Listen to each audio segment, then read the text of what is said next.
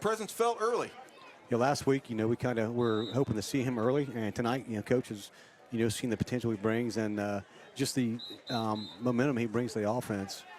So Johnny back in the huddle, and that's going to give teams fits. If you got him and Cale Fott both to deal with in the passing game, you're going to have a bad day if you don't figure it out.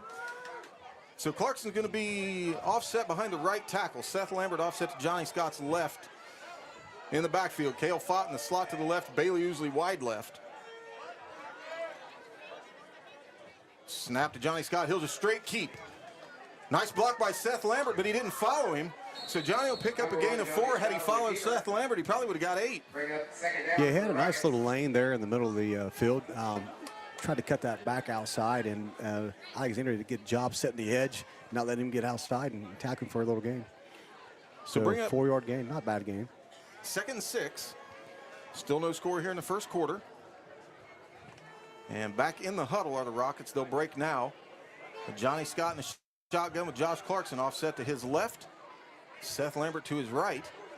Bailey Ousley wide right with Cale Fott in the slot to the right. So Johnny takes a snap, hand off to Seth Lambert, trying to catch a block. Very patient run by Seth Lambert. Give him a gain of maybe 3. The way to turn something out of nothing. It didn't look like there was much there, and Seth running hard. Yeah, good job by Hunter Collins. He was on the opposite side guard, pulling this way, and then got up inside. And Seth just followed right behind him. Devin Barnhill and I think Mason Collins, or who else on that side? Is that Hopkins? So good job of that big line, create some space for him. So now we'll spread it out. Bailey Ousley wide left with Cale Fott inside him in the slot. Clarkson slot right. Seth Lambert in the backfield. Roger Woods wide right. Johnny Scott takes a snap. Quick pass over the middle to Clarkson again. Caught. Turns upfield. Spin move. He's going to be brought down. Still driving his legs. Nice job, Josh Clarkson. Give him a gain of about maybe 11, 10 or 11. Rocket first down. He's definitely become a threat everywhere. Just a dual threat kind of guy. And once he catches the ball, he's hard to bring down. He's so, of course, built low to the ground, and he's very strong in the base. Nice job by Johnny spotting him out, and good job by Josh catching the ball and making something happen. So now Clarkson wing back to the right. Seth Lambert, the lone back off to Johnny Scott's left. Cale Fott in the slot to the left. Bailey usually wide left. So Johnny gets a snap, going to hand off to Seth Lambert. Seth Lambert up the middle and stacked up immediately. That's the big man, number 77. David Stenrod is there to begin with, and he's got some help. But another short gain for Seth Lambert, maybe a gain of 1. So from a Wellston perspective, you see the how effective Josh has been as a receiver. Then you have Kel, who's just a threat every time he steps out there. So that gives the defense something else to think about. And they're playing man coverage on Kel all night long right here. So actually got 2 safeties deep over top, a little bit of help. Last time was straight man. So now Roger Woods wide right. Bailey usually wide left. Cale in the slot to the left. Going to hand off to Seth Lambert out of the backfield. And he's stacked up again. Nothing doing. That was a busted play. 4 Alexander Spartans through it immediately. And he might have lost a yard. You're right there, a little bit too predictable in that play call. I think, course coach will try to mix it up a little bit more. But Alexander was not fooled at all. They jumped the first back through. So fortunately, they're going to give Seth Lambert forward progress for no gain. So bring up 3rd and 9, ball inside Alexander territory at the 26. 7:25 left, still no score. Now Mason Collins checks in. So Clarkson's going to be the wing back to the left. Mason Collins is also going to be to Johnny Scott's left with 2 wide left. Twins to this side. Johnny Scott's going to roll left. He's going to look for Cale Fott. Nice touch pass over the top. Cale has it, and he's going to be out of bounds. Looks like he may be just a little bit short of a first down. It's going to bring up 4th down and a yard. So this is a no-brainer for Coach. You got to go for that. Nice job by Johnny, rolling out and then throw the ball on the money. Rolling against his, rolling to his left and hitting Kel in the flats. Kel did a good job collecting the ball, make sure his feet were in bounds before he went out of bounds. 4th and 1 for the Rockets. Nice to see that out of Johnny because he's had some struggles as of late on those little timing routes. He's had a nice touch on that ball right there. So Johnny Scott will have his guys back in the huddle. On 4th and 1, of course, the Rockets will go for it here. Ball marked inside Alexander territory at the 18. Now we're in that I formation. Scotty Davis, the fullback, Seth Lambert, the tailback. Josh Clarkson offset to the right. Johnny Scott's just going to keep it. And, man, it's going to be awful close. I don't think he got it either. I thought they maybe blowed that whistle dead a little too. I thought so too. They immediately stopped forward progress. for no gain. So turnover on downs of the Golden Rockets. Yeah, I mean, a great job by Alexander's front four right there. I mean, we went, of course, a couple nice runs by Josh Clarkson. Other than that, we didn't do much in the run game. It's more of a pass game right there. So good job for them. We don't criticize too much, but I'd like to see something other than a quarterback run right there, I think, in that I formation. Regardless, Alexander takes over on offense. The quarterback, number 2, Alex Bateman, in the shotgun. We'll get you a number on the running backs back there with him here in just a second. As soon as they stand up, going to hand off number 47. He's going to be stopped immediately by Johnny Scott, Seth Lambert. Nice job by the Golden Rockets. Number 42, Isaac Waller. Waller, yeah, senior running back. So second, and they lost 1.5 yards, 2 yards on that.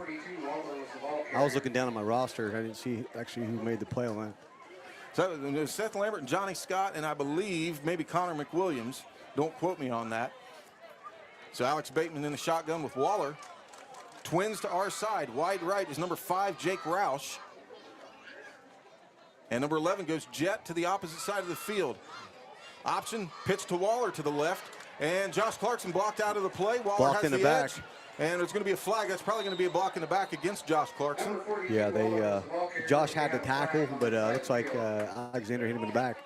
Good call by the official right there. And I'm not sure who the young man was that committed that infraction, but that's no small task. Josh is pretty quick. Yeah. He's good at getting off those blocks. Yeah, the one thing we struggled at last week, Matt, was getting up on the edge, setting the edge as our linebackers and our cornerbacks maintaining containment. Right there, Josh was in perfect position to set that edge, but he was blocked in the back. That's the reason that guy got away like that. So a big break for us. Yeah, and Waller's not a guy you want to get loose in space. He's you're watching this kid run in track. Looks like that penalty so was that'll on be Alexander. It was, yeah. That's what we got. Block in the back, yeah. Sorry. Anyway, Waller in track, he runs about 11.2 or 11.4, 100 meters. So that brings up second and 22. So he's a quick cap. Yeah, yes. he is. Second and long, Bateman in the shotgun. Sight sneaking up. And Bateman's going to roll off to his right, looking for a man over the middle. Connor McWilliams giving chase. That should have been deep offensive pass interference. That should definitely be offensive pass interference against Isaac Waller, who ran a little wheel route out of the backfield and looked like he shoved Mason Collins. Josh Clarkson, I think.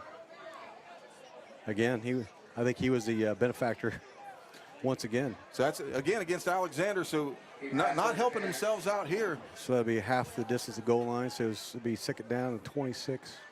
Good job. Something I want to mention here on this play, you had number 8, who was coming from our side. That's Rylan Hucks. He's a sophomore. Run a little bit of a skinny post, and he was the only guy open. Grayson Seitz did a great job coming over and closing that off. So good job on the back end of the Rocket defense on coverage. So that's going to be half the distance. And Alex Bateman's now in his own end zone. So it's second down and a bunch, and still no score. 5:33 left in the first. Bateman in the shotgun. He's going to quick screen pass to number 11, and that's going to be stopped for a loss. Seth Lambert tackles him just barely in the field of play. Hey. Awful close to being a safety. Nice job, Seth. Good recognition by the linebacker there, coming up and making a play by the senior linebacker. That's a gutsy call by Alexander, because his guy was almost standing in the end zone when he caught that pass. And he hesitated on the throw. That's what was terrifying. So 3rd and 28, ball marked on the 2-yard line. Alexander pinned deep. I bring everybody here, Matt. I guarantee it. I can't imagine they do anything too fancy trying to throw out of this. Probably trying to give their punters some room. So Bateman in the shotgun with Waller. And he's going to turn and hand off to Waller. Waller's going to try to get the left-hand edge, breaks a tackle, then falls. And he'll barely get out of the end zone, so that'll bring up 4th down. Nice job by the Rocket defense. I believe that was Hunter Collins sealed that off from that side. Actually, it was Josh Clarkson again. Josh is all over the place, Matt. I was watching the whole time right there. And then Hunter come and help clean it up there.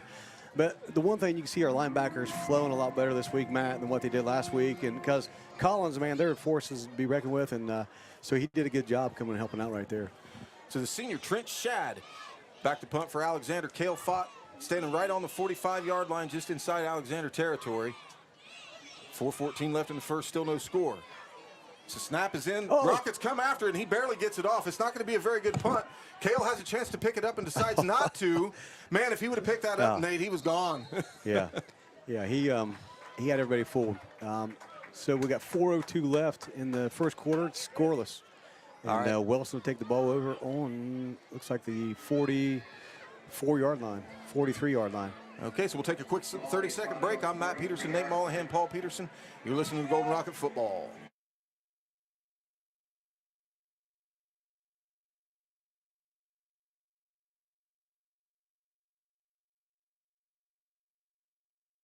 Chris Domine is a husband, father, and athlete.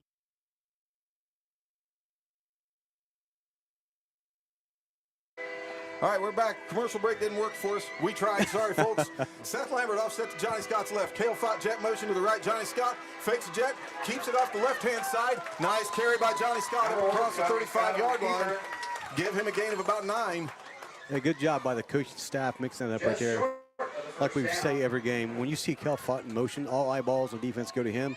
And so you give that little bit of motion, and you got another first back through. Johnny keeps it, and second back through makes a nice gain right there for the Rockets. Johnny's playing really well. Start early, set the tone.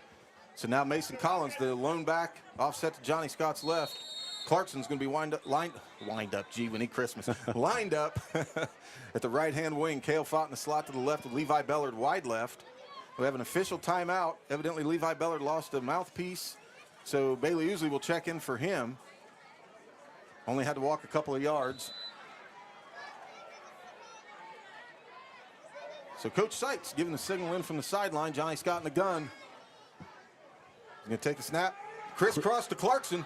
Clarkson has a little bit of gone. seam. He's gone. He's gone. That's all she wrote, folks. Josh Clarkson, touchdown, Golden Rockets. 34-yard touchdown. It's getting to be just natural every game. It's just common every game, and he's doing a good job. And great job by both those backs, because there was traffic in the backfield right there for both of them to keep concentration and then get the handoff. Yeah, I think that was number 58. Trevor Sweeney actually had a position to Josh Clarkson. He just put a foot in the ground, made one cut, and found a seam. So on to attempt the point after. Scotty Davis transfers from Jackson. Wes Briggs on to hold. 3:12 left in the first quarter. Golden Rockets just scored. Snap is down. Scotty Davis's kick is blocked. So nothing doing. Man, that line leaked like a sieve, Nate. Somebody had a miscommunication right there. Somebody didn't do their job, and 6 points, and that could come back to bite us. All right, so on a change of position, we'll take a 60-second break. Matt Peterson, Nate Mollahan, Paul Peterson. You're listening to Golden Rocket Football on Fox Sports 105.3 FM, 1330 WYPC AM.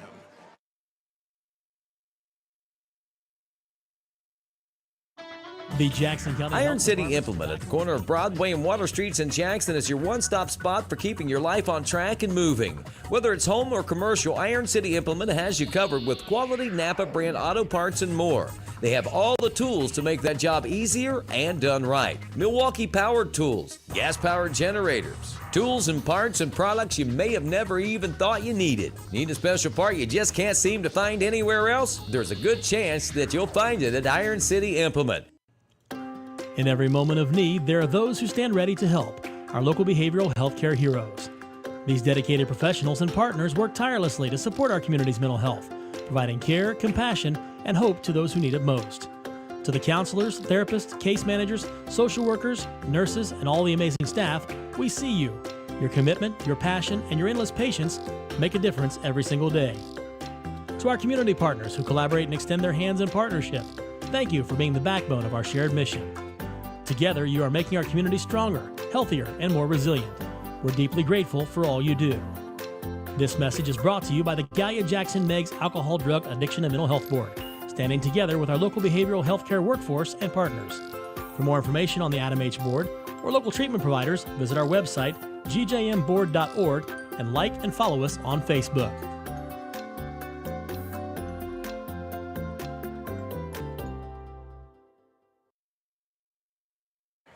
All right, ladies and gentlemen, we're back here at C.H. Jones Field. 3:05 left in the first quarter. You score Golden Rockets 6, Alexander nothing.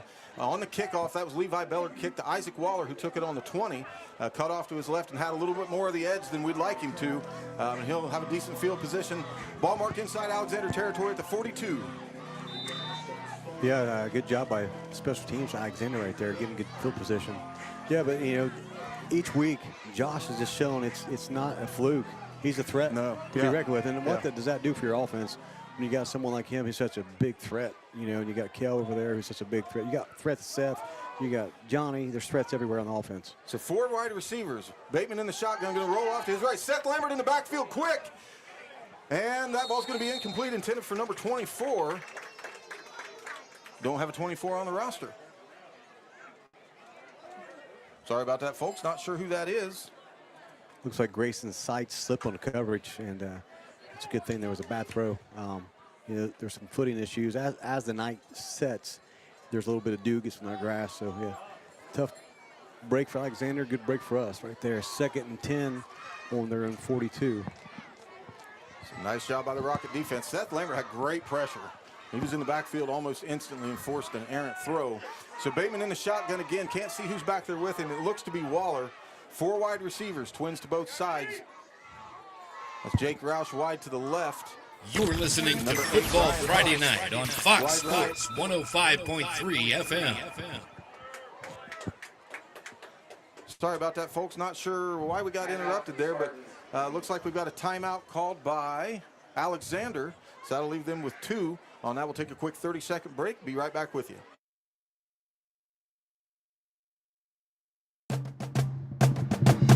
Keep your athlete in action with Holzer's Saturday morning sports injury clinics. Dr. Kelly Roush and Charles Zurenberg offer Saturday morning sports clinics at Holzer Sycamore in Gallipolis and the Holzer Jackson Clinic on Pattonsville Road every Saturday from 8 a.m. to 10 a.m. during the fall sports season. Dr. Roush and Dr. Z have the experience to keep your athlete in action. No appointment necessary. Walk-ins are welcome.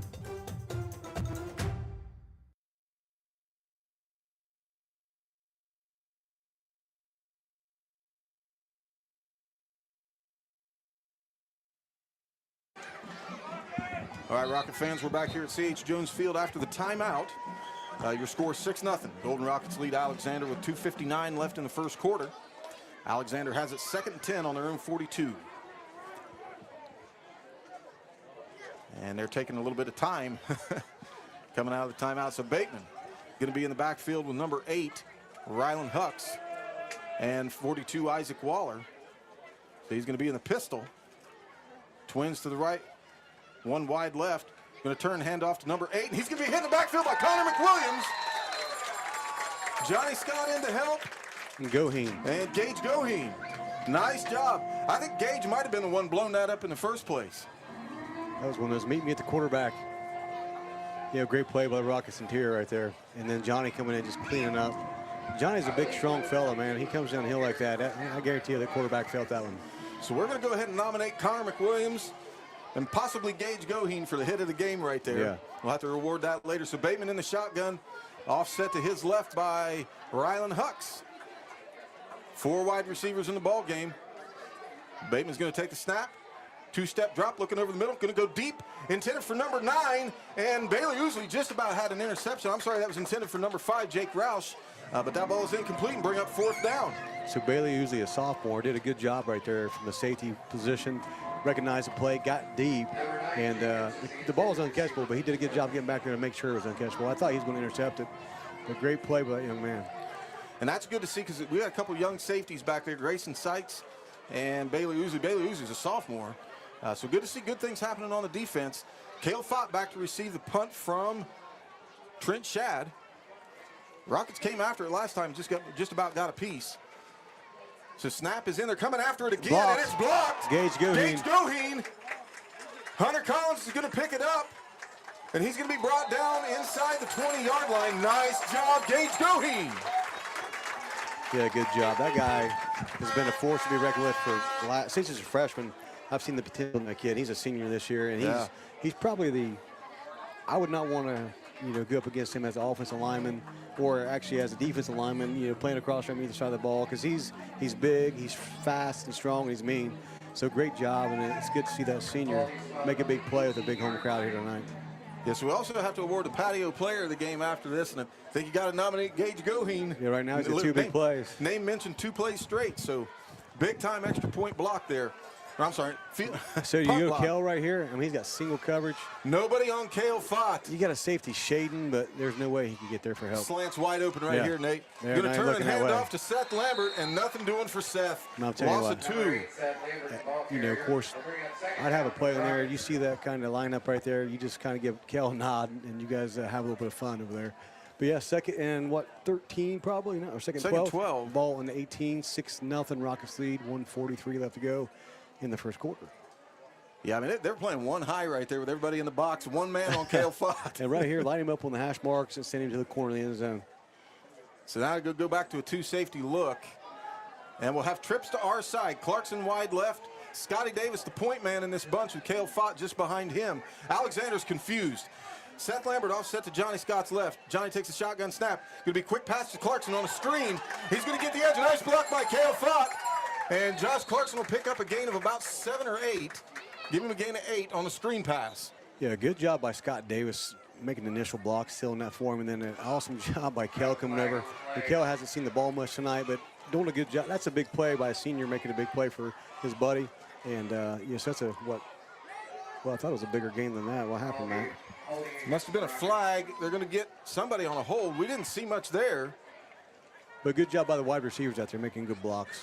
I think they got Scotty Davis on that initial hold, so that's going to back the Golden Rockets up, bring up 2nd and 22. Now ball back to Alexander's 30. Score 6-0. A minute 10 and counting left in the first quarter. So Rockets will come out of the huddle and have Roger Woods wide left, Josh Clarkson in the slot to the left, Cale Fott in the slot to the right. I mean, this guy's playing bump coverage from Kell here. With Bailey Ousley wide right. They got a safety shading to Cale's side. So Johnny's going to drop back to pass. Has some pressure inside to Roger Woods. Nice job, Roger. He's going to try to turn it up. And he'll pick up about 6 on the play, 6 or 7. Good Get play. back some of that yardage. Nice tunnel screen play call right there. It's good to see him back on the field after last week. He left the field in the stretcher. And so that was all for precaution. So it's good to see him back on the field and make a big play. 3rd and 15. So we got 2 plays to get this, Matt. It's very doable. And can't say enough about Johnny Scott right now. This is the best he's played all season. He's on the money, forcing Alexander to defend the whole field. So Cale Fott going to go in tight, but he's wide right. Levi Bellard wide left. Timeout, and Wellston. going to have a timeout, Wellston. So on that note, we'll take a quick 30-second break. I'm Matt Peterson with Nate Mollahan and Paul Peterson. You're listening to Golden Rocket Football on Fox Sports 105.3 FM and 1330 WYPC AM. We'll be right back.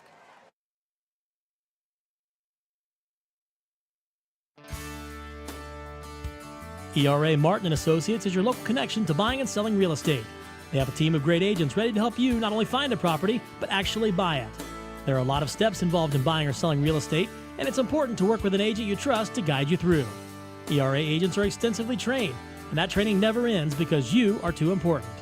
ERA Martin & Associates, with offices in Jackson and Wellston, wishing all of our local athletes great success.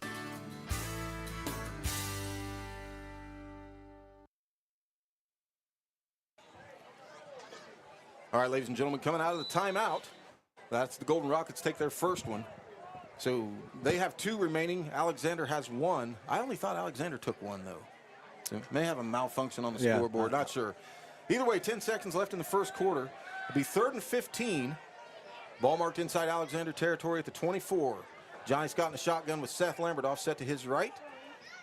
And wide receivers off to the right. He's going to roll right. Johnny Scott looking deep intended for Cale Fott, and it's picked off in the end zone by number 5. That's Jake Roush. That's Johnny's first mishap. He had time to set his feet, Nate. If he set his feet, he gets over the top there. Yeah, and right there, of course, Kell, they had double coverage from Kell. That would have been a tough pass to make. Hey, you're going to make a mistake. The big thing is don't carry it on to the next play. Forget about it and move on. Yeah. So that's not what we wanted to see out of the Golden Rockets. That's 2 drives they've had stall deep inside Alexander territory. So that's Johnny Scott's first mishap tonight. So hopefully he gets that straightened out. He's talking to the coaches now about what happened. He plays both ways, so he'll go back out on defense. So Alexander in a huddle. And right there, I think if he had thrown the ball a little deeper, it was a jump ball. Kell's going to win that, but I think it was underthrown just a little bit. So Alexander was able to make a play. Yeah, throwing off the run a little bit off balance. So that's not an easy throw to make. So Bateman's going to be in the shotgun. Offset to his right is number 8, Rylan Hucks. Trips to our side, and 1 wide left. Going to turn, Play fake to Hucks. Going to try to go deep over the end again. Bailey Ousley giving chase, and nice job. Bailey Ousley broken up. It was in the hands of number 5, Jake Roush had it in his hands. Bailey Ousley broke it up. Yeah, nice ball by the Alexander quarterback, and Bailey usually got there just in time to break that up. Alexander just about snuck one in there, but like you said, Matt, good job by the sophomore. Can never make a big play on that. Okay, so that's the end of the first quarter. We'll be back in 60 seconds. Matt Peterson, Paul Peterson, Nate Mollahan. You're listening to Golden Rocket Football.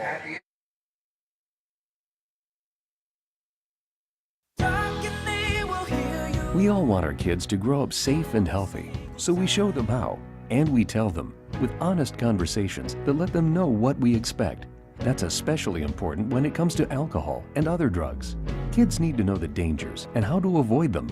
And when it comes to pain medications, opioids, they need to know that they should never be taken without a prescription and never shared with friends or family. It's dangerous and illegal. So talk with your kids, because when you talk, they hear you. Do you remember being a kid and waking to the smell of bacon frying on the stove? Or the smell of fresh steaks on the grill?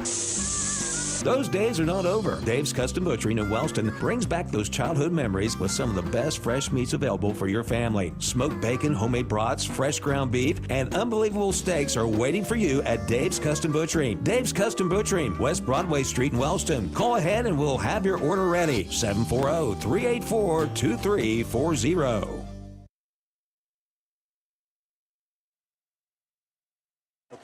All right, ladies and gentlemen, we're back. Bateman in the shotgun, screen pass to Waller out to the left.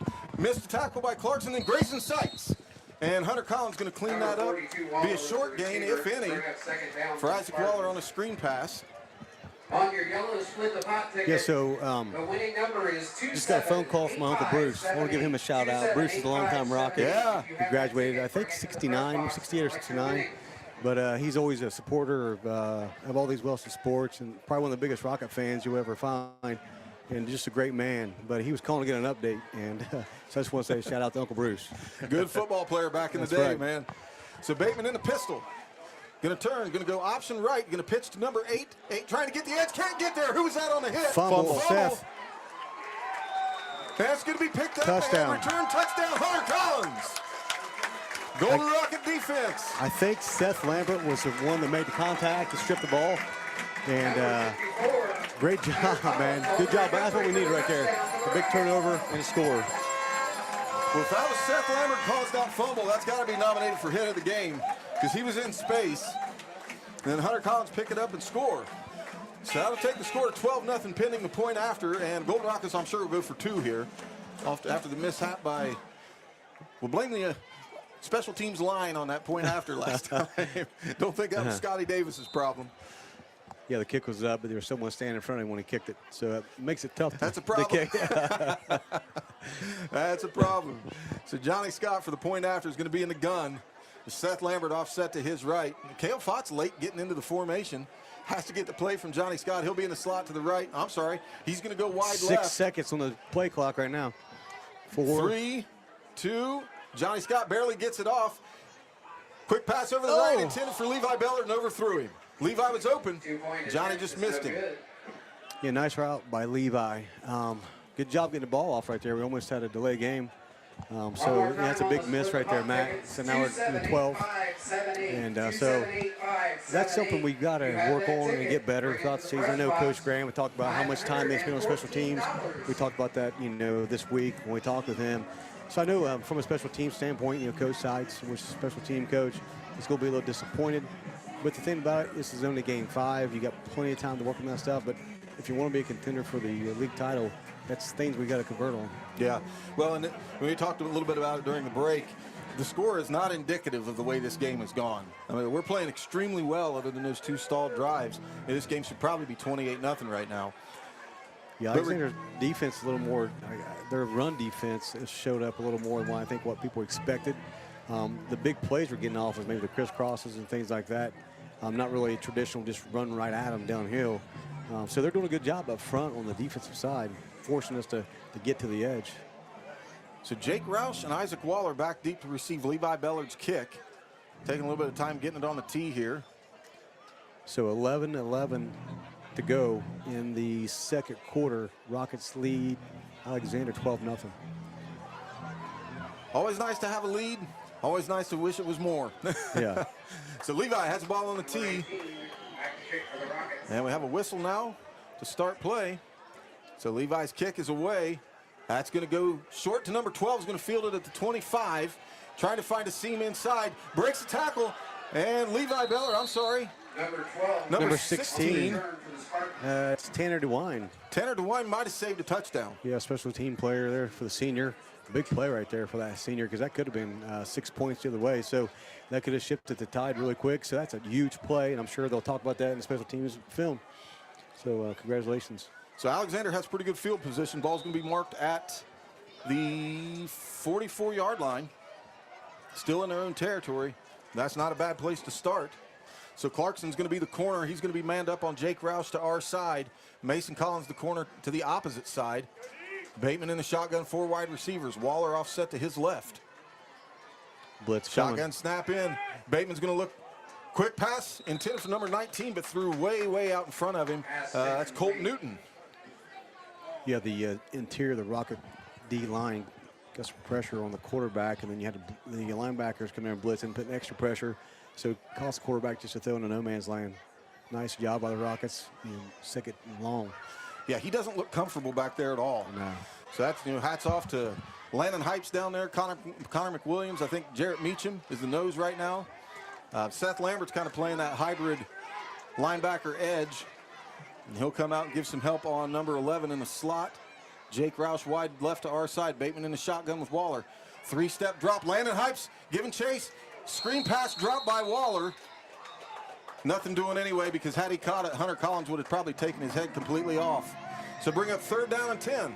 Yeah, Hypes and Meacham did a good job getting pressure back there, Matt. And I seen Collins. He had a big hit written all over him right there. Yeah. He was hungry. He wanted to finish that play. Yeah, Bateman might have saved Isaac Waller's life by throwing that one into the ground. So 3rd and 10. The Rockets where they want to be on defense. 2 safeties, Grayson Seitz, Bailey Ousley. Linebackers, Hunter Collins, Seth Lambert, Johnny Scott. Corners, Clarkson, Mason Collins. So Bateman in the shotgun with 4 wide. Jet motion to our side by number 24. And we have a flag, false start. So that's not going to do any favors for Alexander.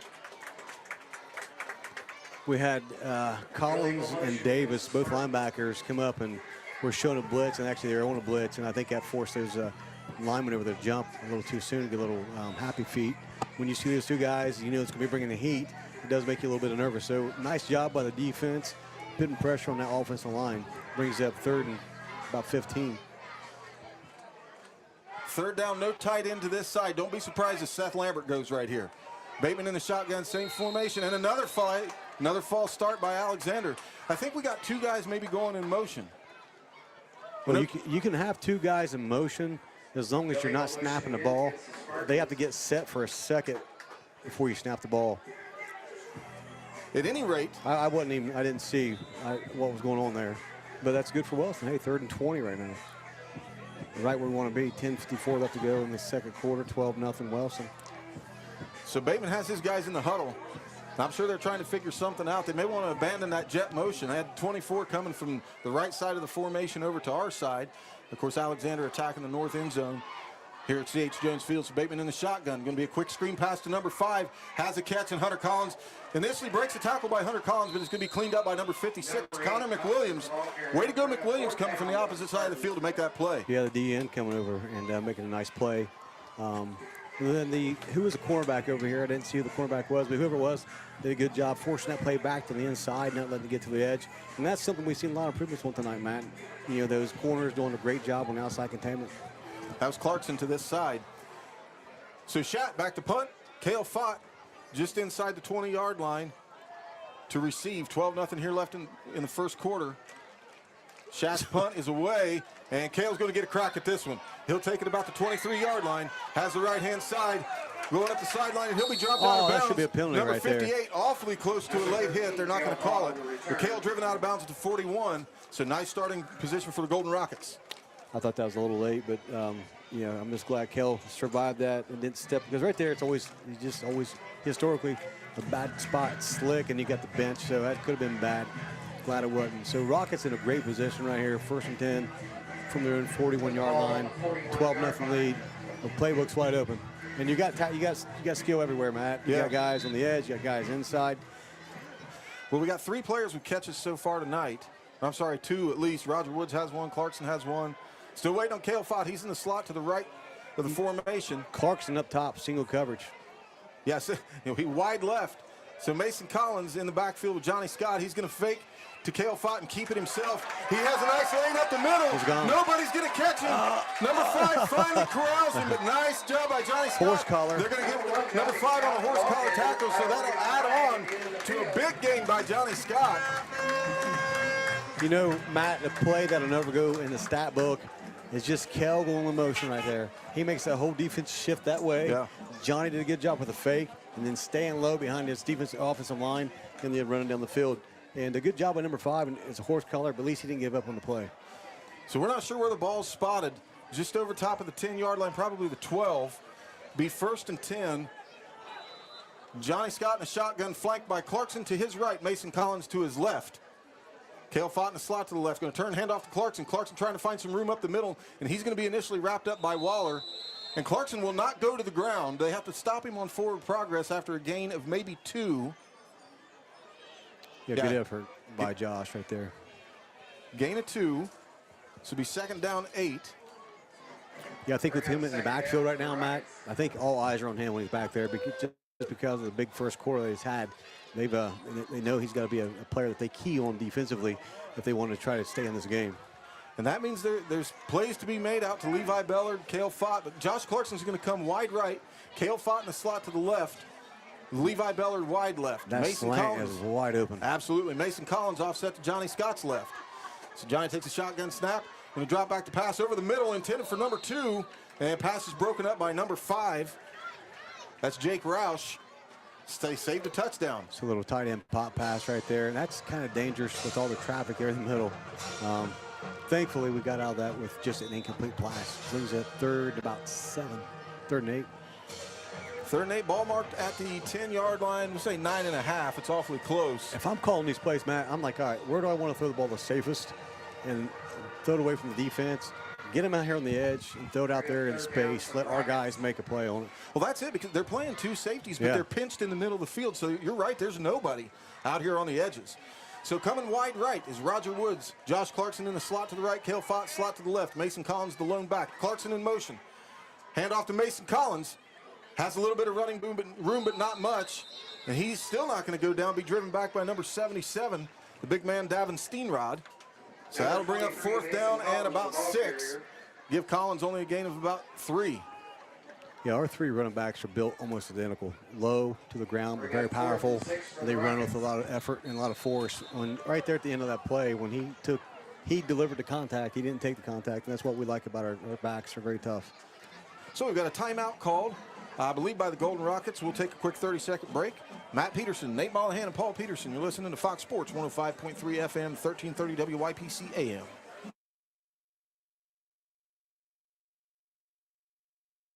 Cottle Chipping is focused on providing logging and land clearing services with the highest levels of customer satisfaction and will do everything they can to meet your expectations. With a variety of offerings to choose from, they are sure you'll be happy working with them. There is no job too large for Cottle Chipping. Cottle Chipping has been in business for over 40 years, which is experience that you can trust. For more information about your logging and chipping needs, call Cottle Chipping at 740-596-5984. That's 740-596-5984. All right, ladies and gentlemen, we're back.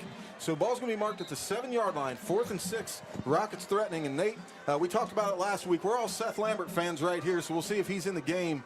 He hasn't scored a touchdown yet, so it'd be nice to see that senior running back. But it doesn't look like he is. It's going to be Mason Collins. He's going to be offset to Johnny Scott's left. If I'm running this ball, it's got to be a crisscross. And other than that, I'm throwing. So Cale Fott single coverage wide left. Levi Bellard wide right with Clarkson in the slot to the right. So Johnny Scott takes a shotgun snap, 2-step drop looking for Cale Fott on a fade. Cale Fott has a one-handed catch. Touchdown. Cale Fott on a one-handed grab. What a play, Cale Fott. You know, and we have talent all over the field, like we say, Matt. But when you got someone like Cale, who is tall, he's strong, and he can fly, he has hands like that, You know, it's almost unfair, you know, when you just throw the ball up to him like that. So great job by Johnny. Put it anywhere Kel can catch it, and nice concentration by Kel. You know, all I could see was Kel's hand sticking up from my angle. It was a great job. Good play call. And kudos to Alexander, because that was pretty good coverage. Yeah. For being man up on one of the best wide receivers in the conference. So going for when you're shopping for insurance, you might say, What? Huh? I'm so over this. But what you really need is... Not sure. Jet sweep to Kel. Keep fumble. Ball's on the ground. Flag on the play as well. So we got all kinds of stuff happening on this point after. We'll see what happens. The illegal shift. I'm sure Alexander will decline that, but it looks like there was some confusion there whether Johnny was going to give that ball and whether Kel wanted it or not right there. A little confusion between the quarterback and Kel. So, hey, no harm, no foul, but like I said, that's things we got to clean up, you know. But, hey, it's 18-0, 8:34 left to go in the second quarter. All right, so on the change of possession, we'll take a break. Matt Peterson, Nate Mollahan, Paul Peterson. We'll be right back.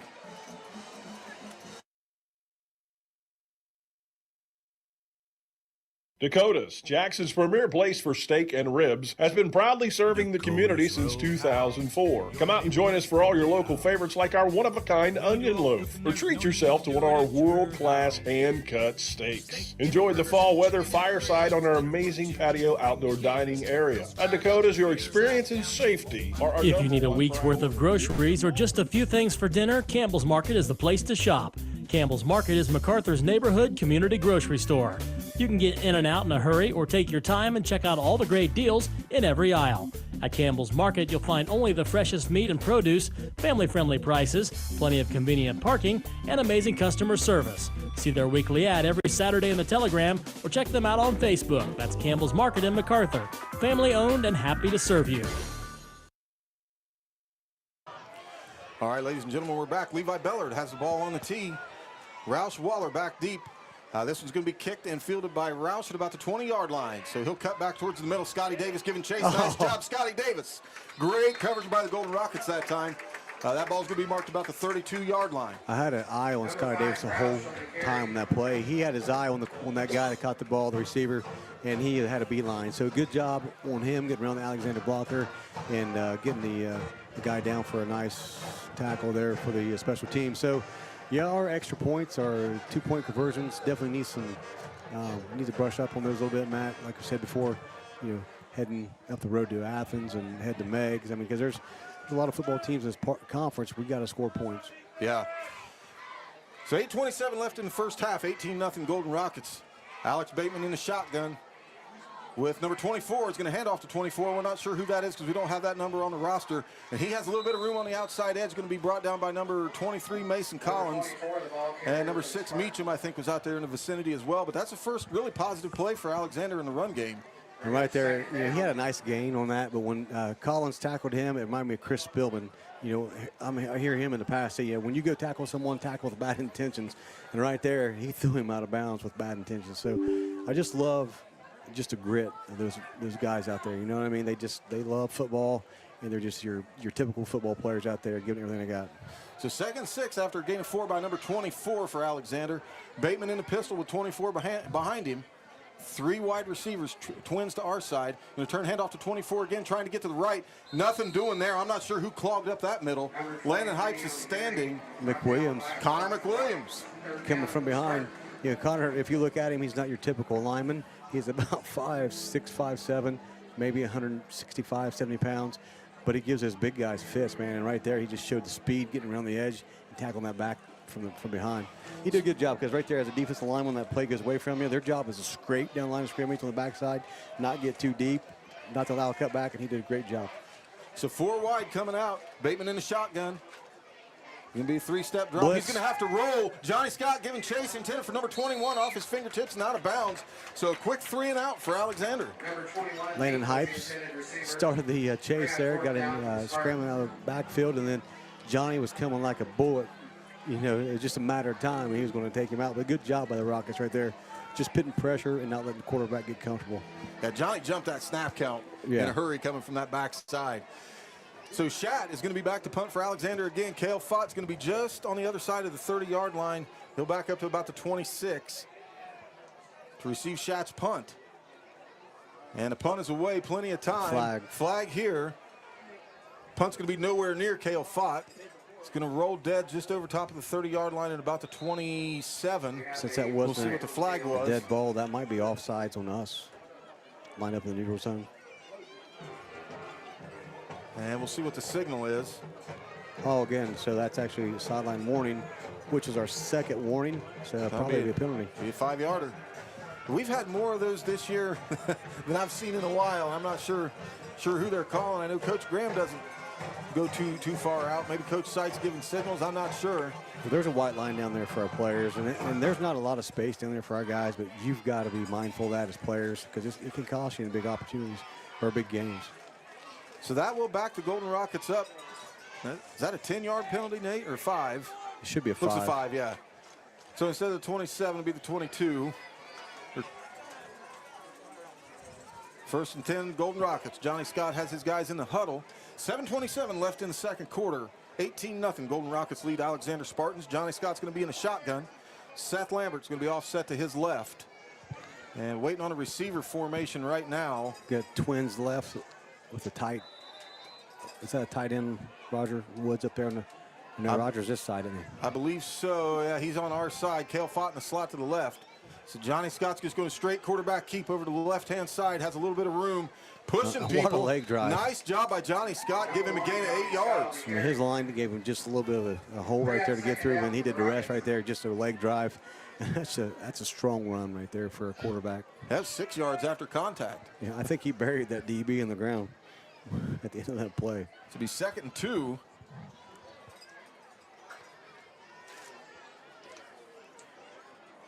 And now Clarkson is going to be offset to Johnny Scott's right with Seth Lambert to his left. Roger Woods, wide right, Cale Fott in the slot to the left with Bailey Ousley wide left. So Johnny Scott with 2 running backs. Going to take the snap, hand off to Lambert. Lambert has a seam. He's trying to get the edge. Gone. He has it. Nice stick run by Seth Lambert. He's going to be brought down at the 50-yard line by number 21, Maddox Meek. But nice big run by Seth Lambert, the senior. A good play call right there, Matt. What we've seen all year long, when you have 2 backs back there on each side of Johnny, and you have, of course, the second back through getting that ball, it gives the defense, they get a little more confused, and we seem to have more success from that. Good job by Seth Lambert running that ball. Same formation, except we'll flip it. Clarkson to Johnny Scott's left, Seth Lambert to his right. Johnny Scott takes a snap. Looking around, trying to throw to Cale Fott. Oh, nice job. Good time defense by number 2. That's the quarterback, Alex Bateman, also playing corner or safety out here somewhere. Timed it up and broke up the pass intended for Cale Fott.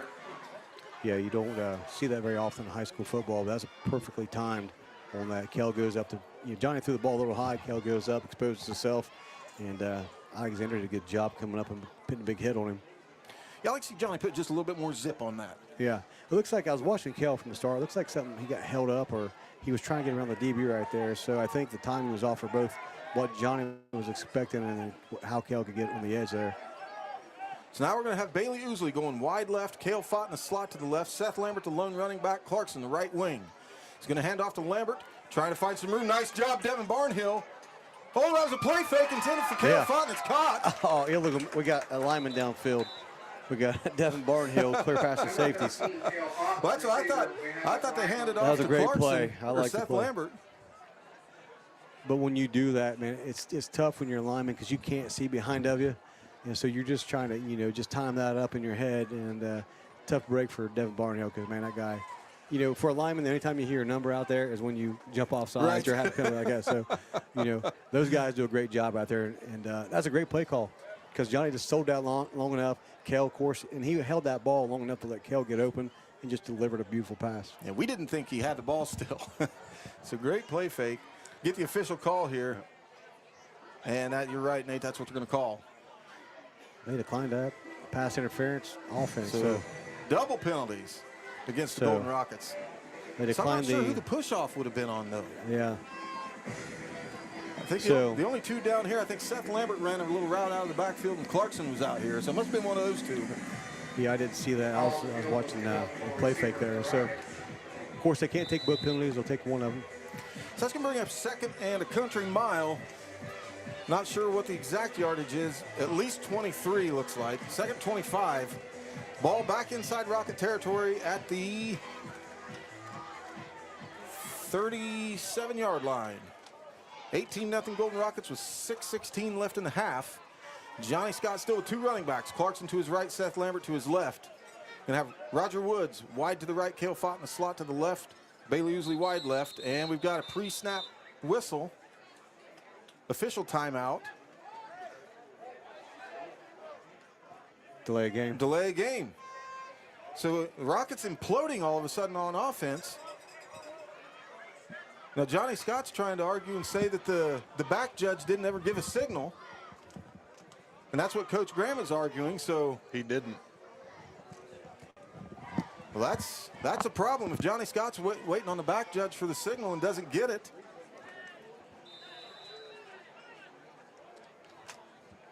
Interesting. So back him up another 5. 2nd and 30. Not too many play calls in the book for 2nd and 30. You're going to pick this up in 3 downs probably. Just throw a pass underneath and let him run. And like I said, I'm playing 4-down territory right here with the guys I got. Yep, so you're stacked up on Cale Fott to this side. Seth Lambert, the lone running back. And we got another flag. False start against the Golden Rockets. And the fans aren't happy about that.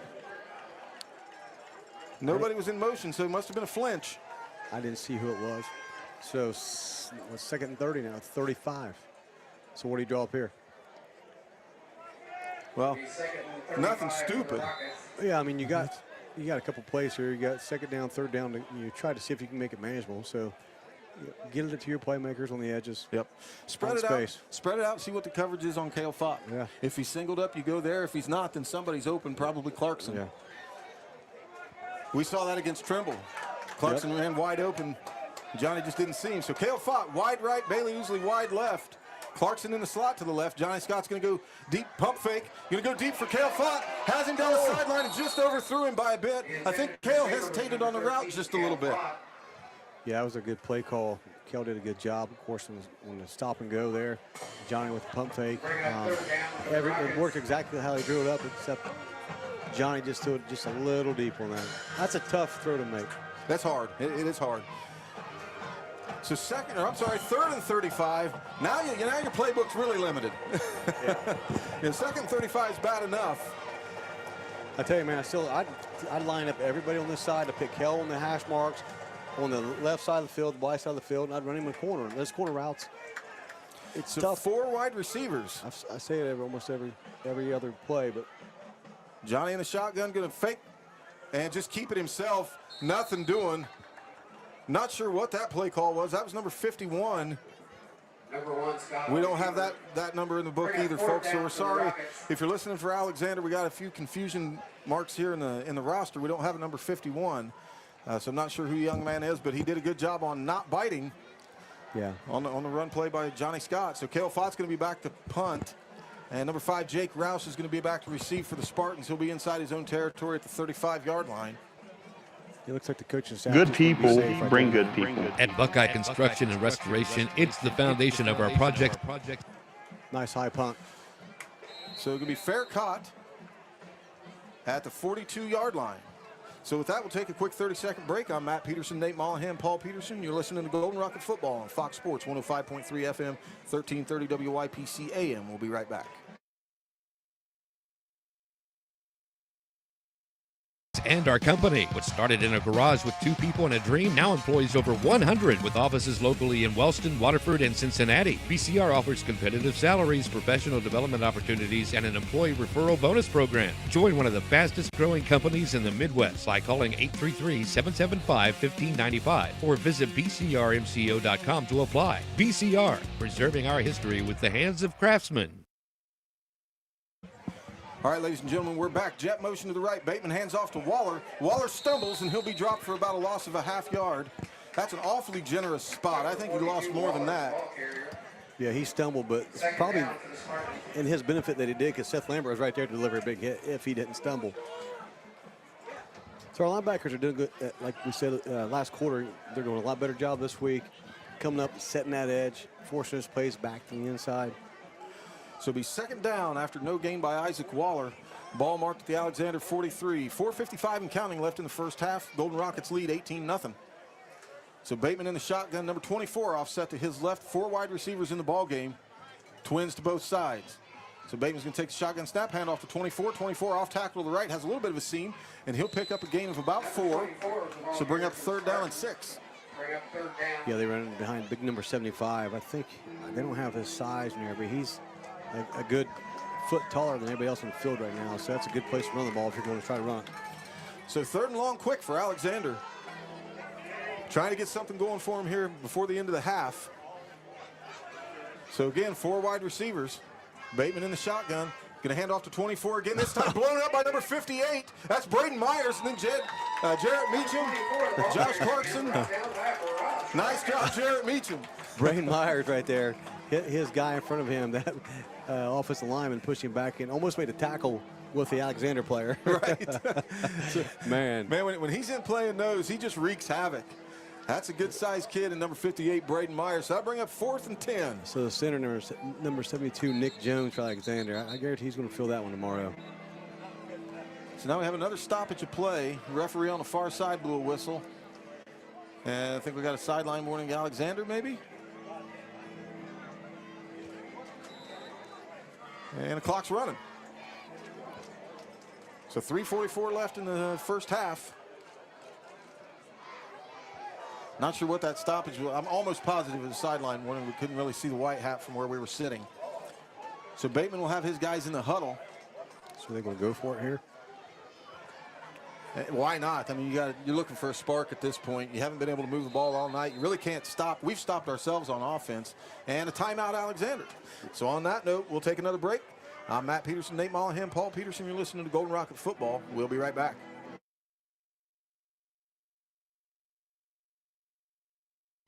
Booth Insurance Agency has been serving Jackson and Vinton counties and all of southeastern Ohio areas since 1955. We are proud to be affiliated with Grange, Ohio Mutual, Progressive, and Western Reserve Insurance Companies. We can provide you with automobile, homeowners, and business insurance. We are a complete insurance agency here to get you the best insurance possible. We shop for the best rates so you don't have to. Call David at 740-596-5815 for your free no-obligation rate today. This or is visit Fox Sports Radio, boothinsuranceagency.net. 1330 WYPC AM Wellston and 105.3 FM Jackson. All right, so we're back here after the timeout at C.H. Jones Field. Golden Rockets lead 18-0. 3:24 left in the first half. And got Journey, Don't Stop Believing, playing. Hats off to Paul Sims, the resident DJ here at C.H. Jones Field. Always does a great job. Paul Boom Boom Sims. So Alexander thought better of it. Now they're going to punt. So that's Trent Shad. So we're playing safe. We don't trust back to him. Punt. Yep, nobody back deep for the Golden Rockets. Refs back to catch this one.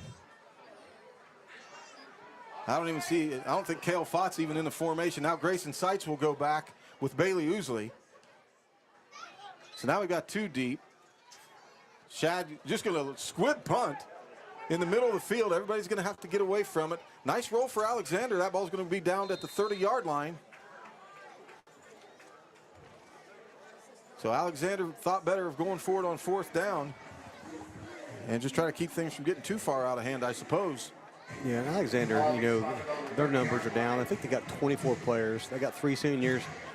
The rest are underclassmen. So, it's tough. We've been there. We've talked about that multiple times over the last couple of years, Matt.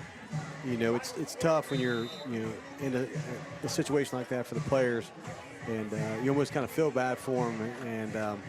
But listen, you still want to beat everybody 100-0. Yeah, absolutely.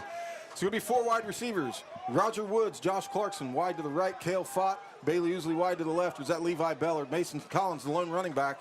Quick pass out to Clarkson again. Nice block by Roger Woods. Block. Clarkson shimmying, shaking, breaking tackles. And he's going to be brought down inside Alexander territory at the 44-yard line. Nice job by Roger Woods. Yeah. If we can award hit of the game for offense, that's a nominee. Well, what's textbook about that, Matt, is he made contacts with his hands first. If he would have made contact without his, with his head or shoulder pads,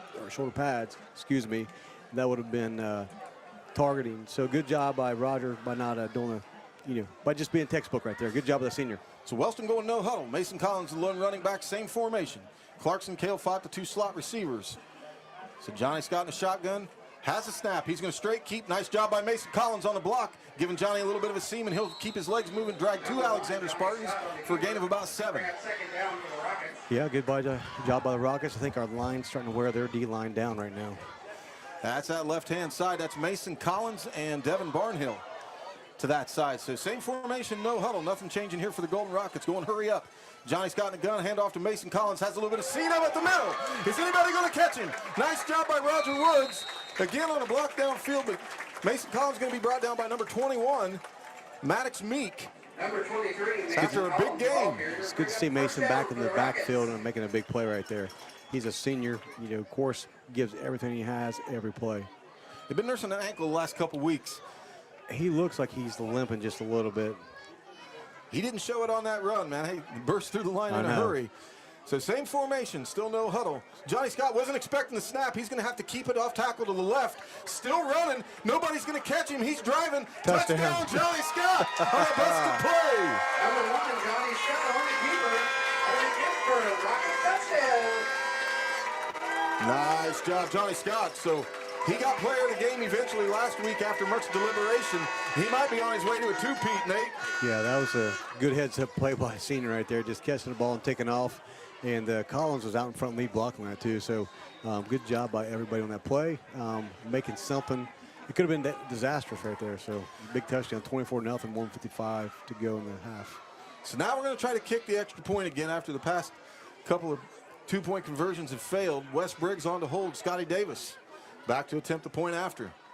Hold is down, kick is up, and blocked again. So something is happening on the right-hand side. That was Isaac Waller came through untouched. So we have really struggled for about 2 weeks now, Nate, on these extra points. Yeah, it seems pretty simple, but, when you are sitting there on the line of scrimmage and there's, like we talked about last week, there's more guys coming at you than you have to block them. It comes down to making a decision who you're going to block. You got to pick somebody. And the last couple of times, we haven't picked that guy.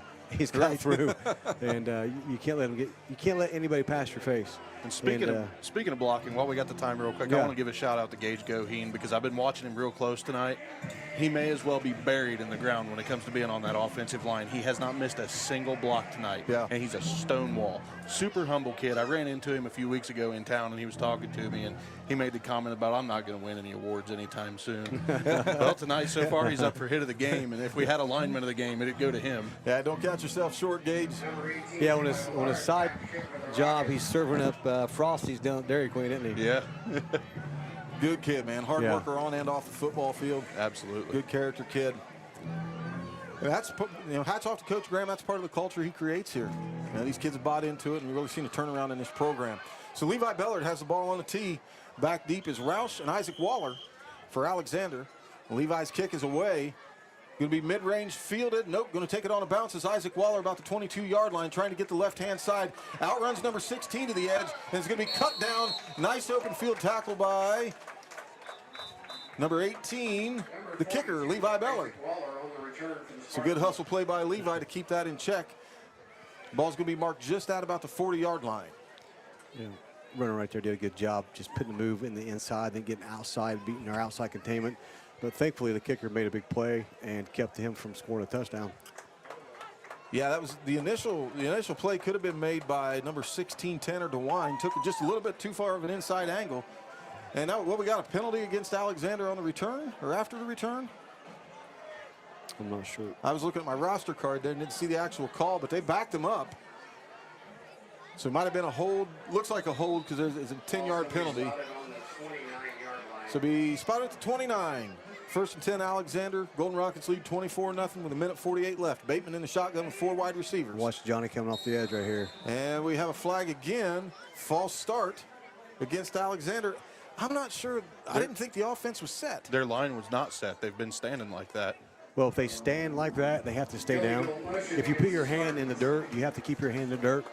But if you're down in a squatted position like that, if you stand up at all, it's a false start.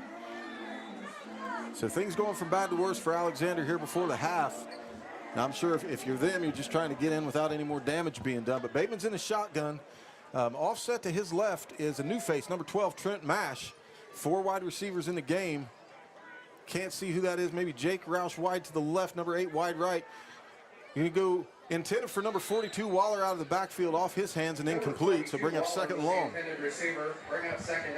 So right there, it actually could have had another false start because those guys have to be set for a second. Once they look up, those big linemen, they got to get back down and get set for a second right there. So anyway, second 15 for Alexander. Yeah, poor Spartans just can't get anything going right now. Rockets on defense doing their job. Showing linebacker blitz with Hunter Collins. Johnny's coming. He bails out. So Johnny came. Good Bateman, keeper. nice play fake by Bateman. Breaks a tackle initially by Mason Collins, then stumbles. And is down after he gets some of the yardage back. We'll see how much. Nice play fake by Bateman. Yeah, Mason got us just enough arm on him to make him lose his balance, and made a nice tackle there. Third and about 11. So he got 4 of the initial yardage back. So Trent Mash still offset to Bateman's left. Bateman in the shotgun, still 4 wide.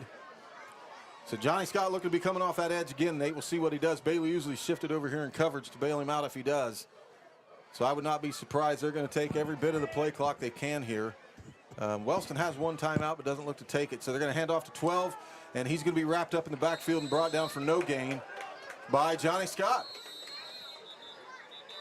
Nice move there by Johnny. So now Coach Graham take a timeout.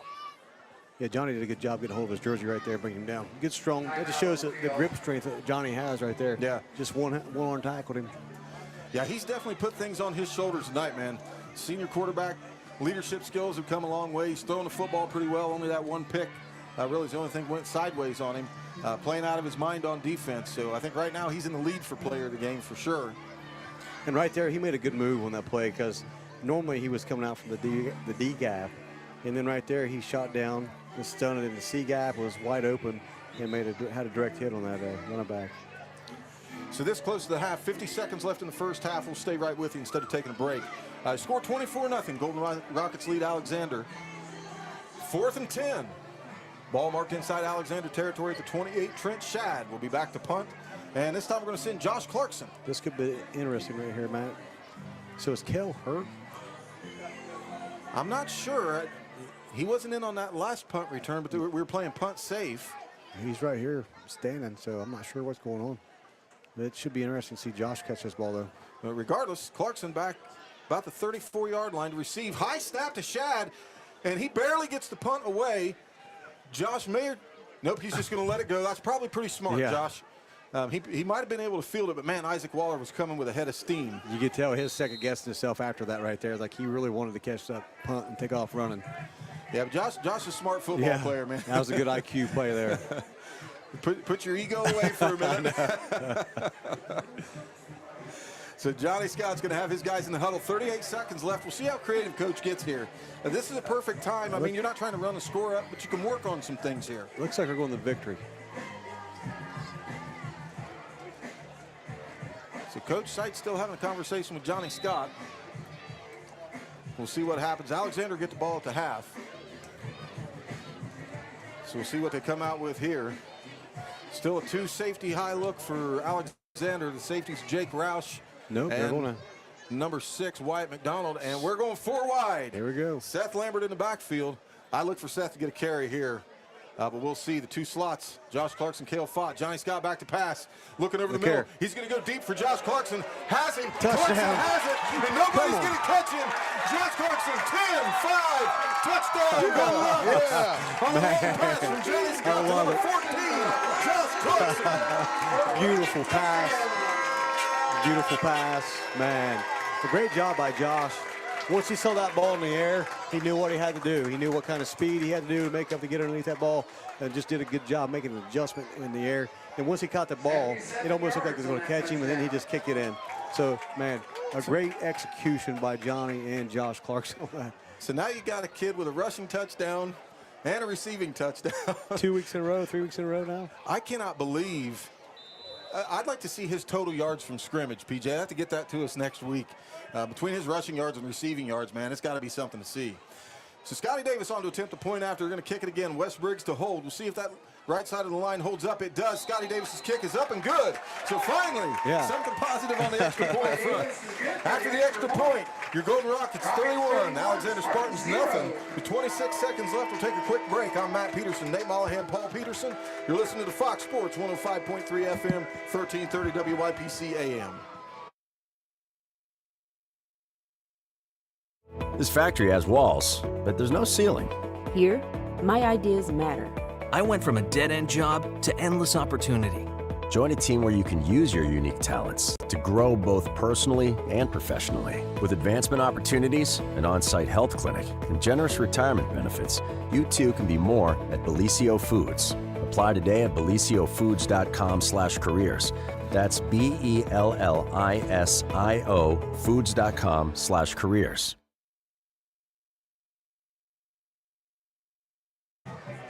All right, ladies and gentlemen, we're back here at C.H. Jones Field. After a long play, Johnny Scott connects with Josh Clarkson on a route up the seam. Clarkson caught it over top of the safeties, and after that, not many guys going to catch him. You know, I'm so happy for Josh because I know him personally, as you do, Matt. Obviously, it's your daughter's boyfriend, so you're a little biased. But just I try to keep it objective, man. You see the character of the kid, too, and you see the success he's having out here. It just makes you so happy for him. So Levi Bellard, little squib kick, is going to be fielded over to the right side of the field. Nothing much doing on the return, maybe 3 or 4 yards. So it'll be brought down inside Alexander territory, ball marked at about the 43, 44-yard line. With Josh, there's not a better kid who could represent Wellston, you know, on the football field and off the football field with his character and just the integrity that kid has, man. A lot of people don't know a lot of his backstory, which obviously I won't go into, but he is a strong kid, a good family man, and he definitely is really, it's good to see the hard work he's put in paying off right now for him. Yeah, another shout out to Josh while we're waiting on it. Well, let's call this play, and then I'll give you some more background on him from this week. So Bateman in the shotgun, empty backfield, and he's just going to knee it out. So that's going to be the end of the first half. Before we take a break, I'll say what I was going to say about Josh. He also does CCP, so he's taking college classes as a junior in high school. Just had his first statistics test this week, got a 99 out of 107. Awesome. Not bad. So I think he's carrying about a 3.95 GPA taking college classes too. So great all-around kid, putting up the numbers tonight. Speaking of stats, people will come back with some stats. He's got some impressive stats PJ's got for the half. So back to you, Pete. All right, man. On that, we'll take a quick break. Get you back for we got a pre-recorded halftime show for you. After that, we'll come back. You're listening to Golden Rocket Football on Fox Sports 105.3 and 1330 WYPC AM. Matt Peterson, Nate Mollahan, Paul Peterson. We'll be back with you shortly.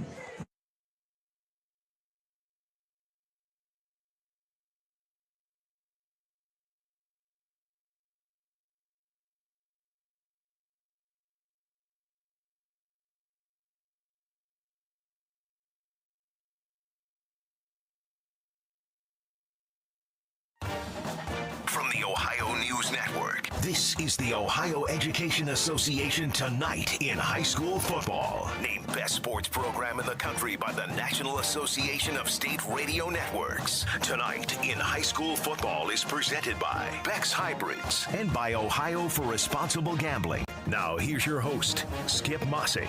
Good evening, everyone, and welcome to Tonight in High School Football's Halftime Report. This evening, we'll talk some high school football with former Buckeye Tyvis Powell, who played his high school football up in the Cleveland area at Bedford High School. We'll chat with Tyvis next on the Ohio News Network.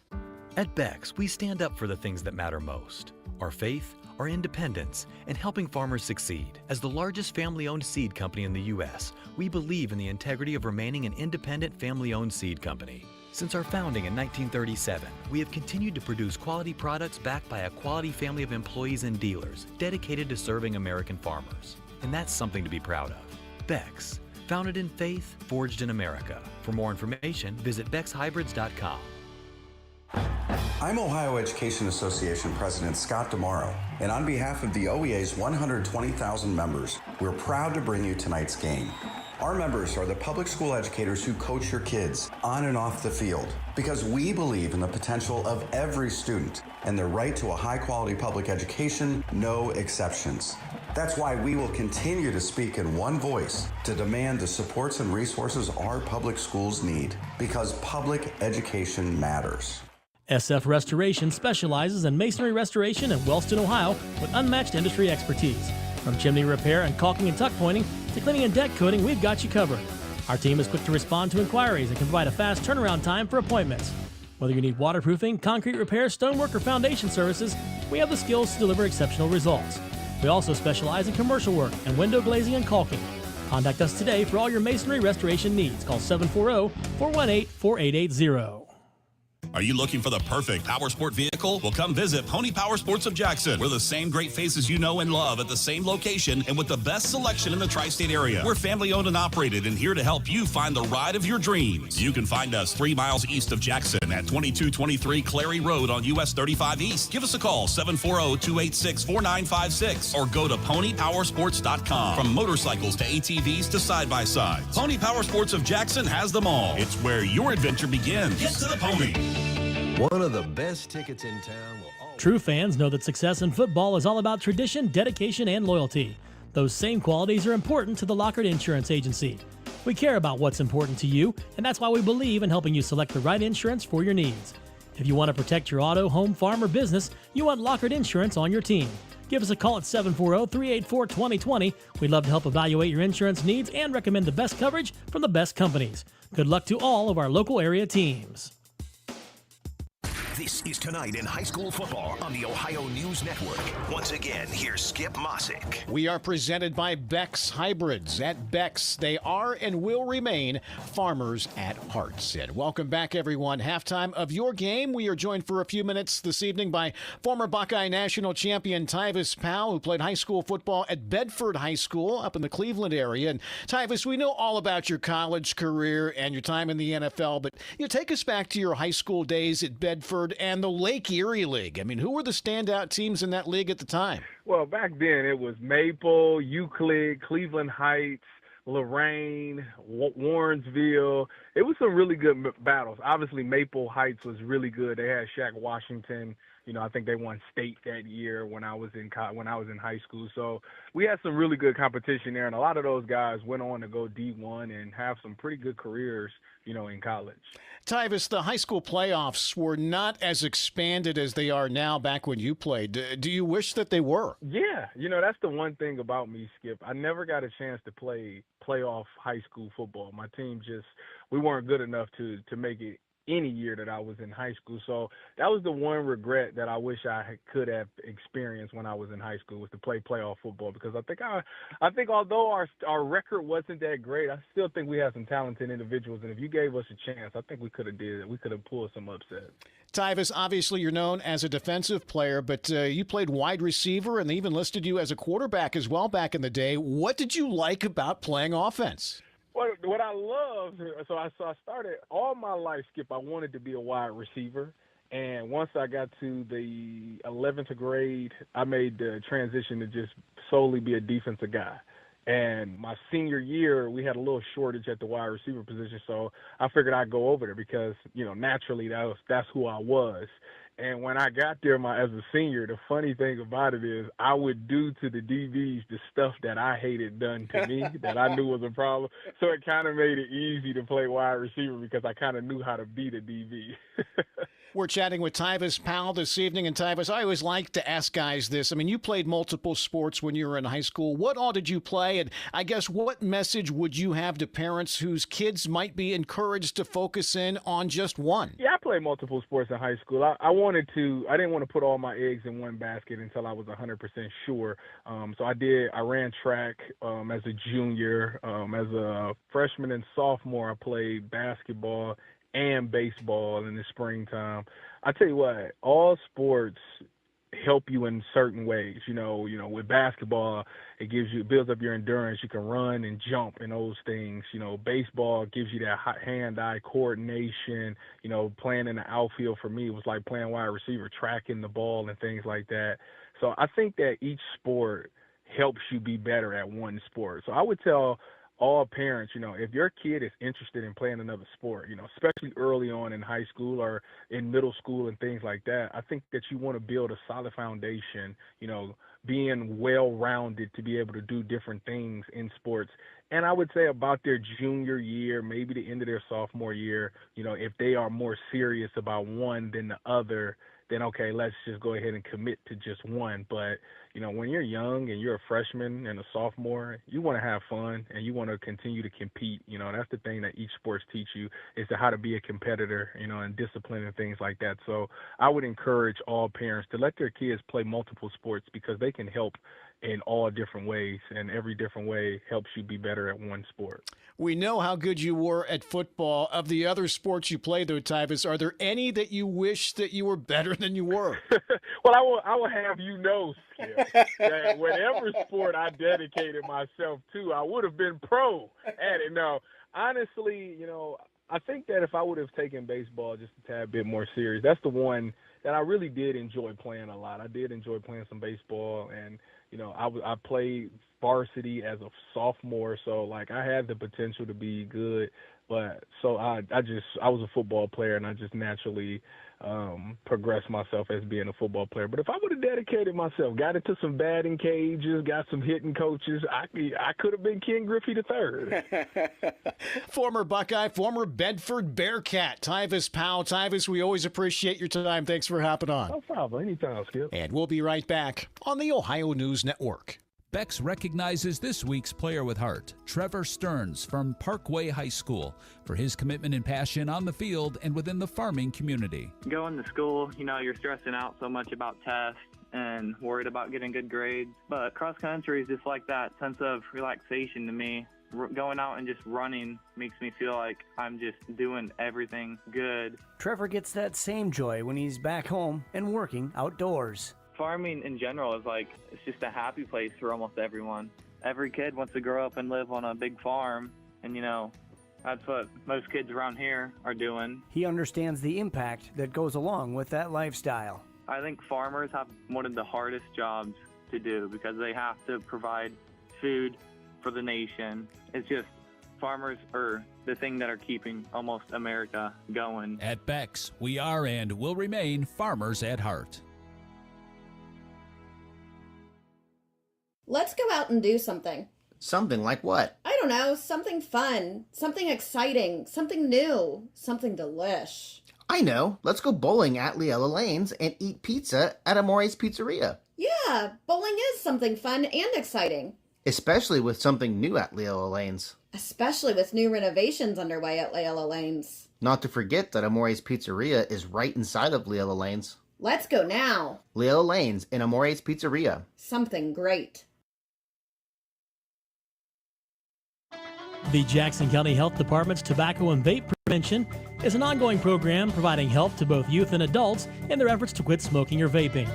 Nicotine is addictive and is not only in tobacco products but also vaping products. Let the Jackson County Health Department's Tobacco and Vape Prevention program help you in your journey. They have the tools to help you reach your goal of being nicotine-free. Call them today at 740-286-5094, extension 2839, and good luck to all of our area teams this sports season.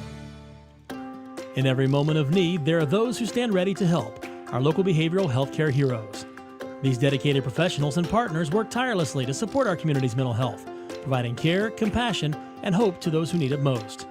To the counselors, therapists, case managers, social workers, nurses, and all the amazing staff, we see you. Your commitment, your passion, and your endless patience make a difference every single day. To our community partners who collaborate and extend their hands in partnership, thank you for being the backbone of our shared mission. Together, you are making our community stronger, healthier, and more resilient. We're deeply grateful for all you do. This message is brought to you by the Gallia-Jackson Meigs Alcohol, Drug, Addiction, and Mental Health Board, standing together with our local behavioral healthcare workforce and partners. For more information on the Adam H. Board or local treatment providers, visit our website, gjmboard.org, and like and follow us on Facebook.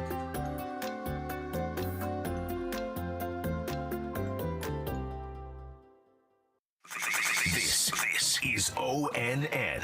All right, thanks once again to former Buckeye Tyvis Powell for talking some high school football back in his day at Bedford High School in the Cleveland area with us this evening.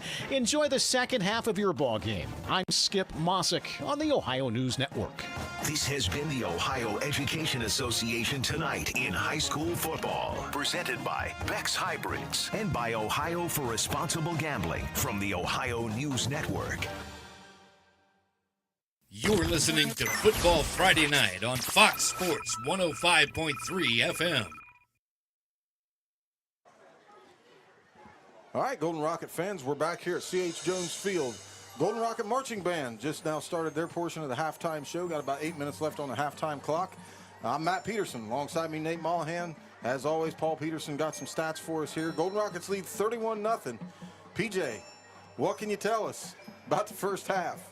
Well, so far, Josh Clarkson's on fire tonight. He multiple 100-yard games so far this season. And then last week, we didn't see a whole lot out of him on the rushing side of things. And then now this week, he comes out and he's at 3 catches for 129 yards. Nice. And then on the rushing side of things, he's still got 47 yards over 3 carries. Yeah. So his rushing game still isn't bad. He's just not getting the touches that we're used to seeing him have. Yeah.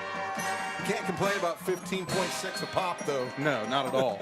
And then Johnny Scott, the passing game has been immaculate for him this week compared to what we've seen out of him so far this year. Right. He had a hard time making completions the first few games of the season.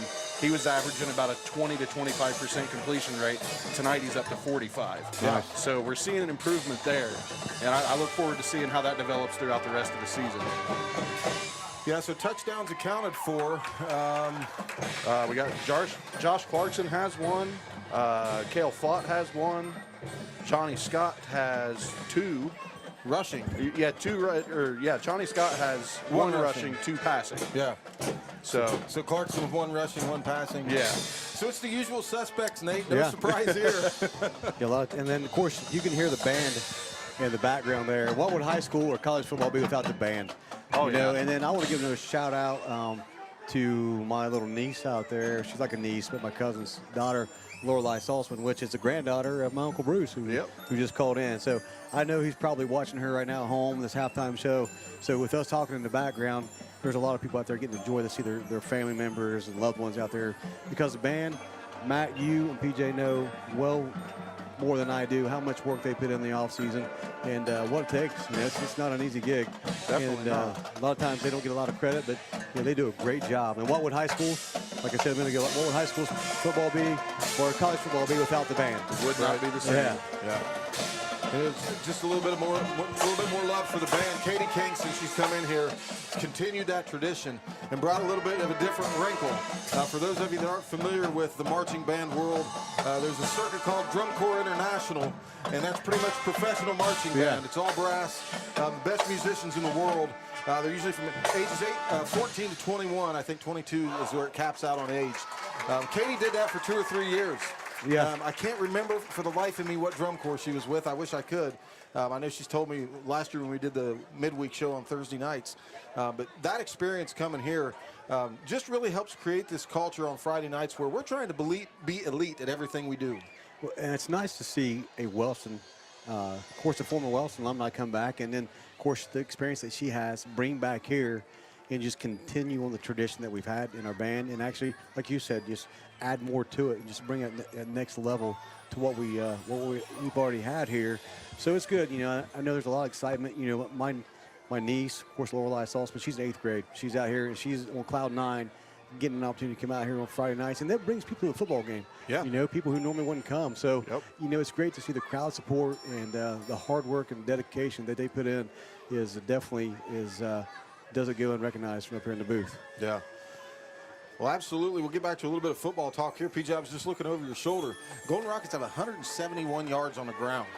Yeah. Now, we talked about Gage Goheen, but, you know, those other line guys, those are names that don't get called a lot because, you know, when you're calling a game, you have to follow the ball, you follow all the skill guys. Oh, yeah. So the quarterbacks, receivers, running backs, you know, they get a lot of love. Then the guys making tackles on defense. Not enough is said about those monsters down in the trenches. Right. The big uglies. Yeah. And you know, we got some bruisers. You mentioned Gage Goheen a couple times tonight, Landon Heights. A guy that's really impressed me, you mentioned it earlier, Nate, is Connor McWilliams. Not a big kid, but man, he plays with some heart. He does. He's so, like I said, he's more athletic than most linemen that you see out there. So a lot of those big linemen line up next to him, I guarantee you, they say, hey, you know what, it's going to be an easy night for him. But he makes them work. Of course, he's all over the field. He gets off the ball quick, and then he does a great job, like we saw earlier. When the ball goes away from him, as a defensive lineman, when you come down that backside, he does textbook. You're supposed to stay right down along the heels of those linemen and not get too deep, not allow a cutback lane. And the way he does that on the backside gives him a lot of tackles that of course, like I said, he's in backfield quick, and then he gets a lot of those tackles because of the textbook stuff that he does, man. Yeah.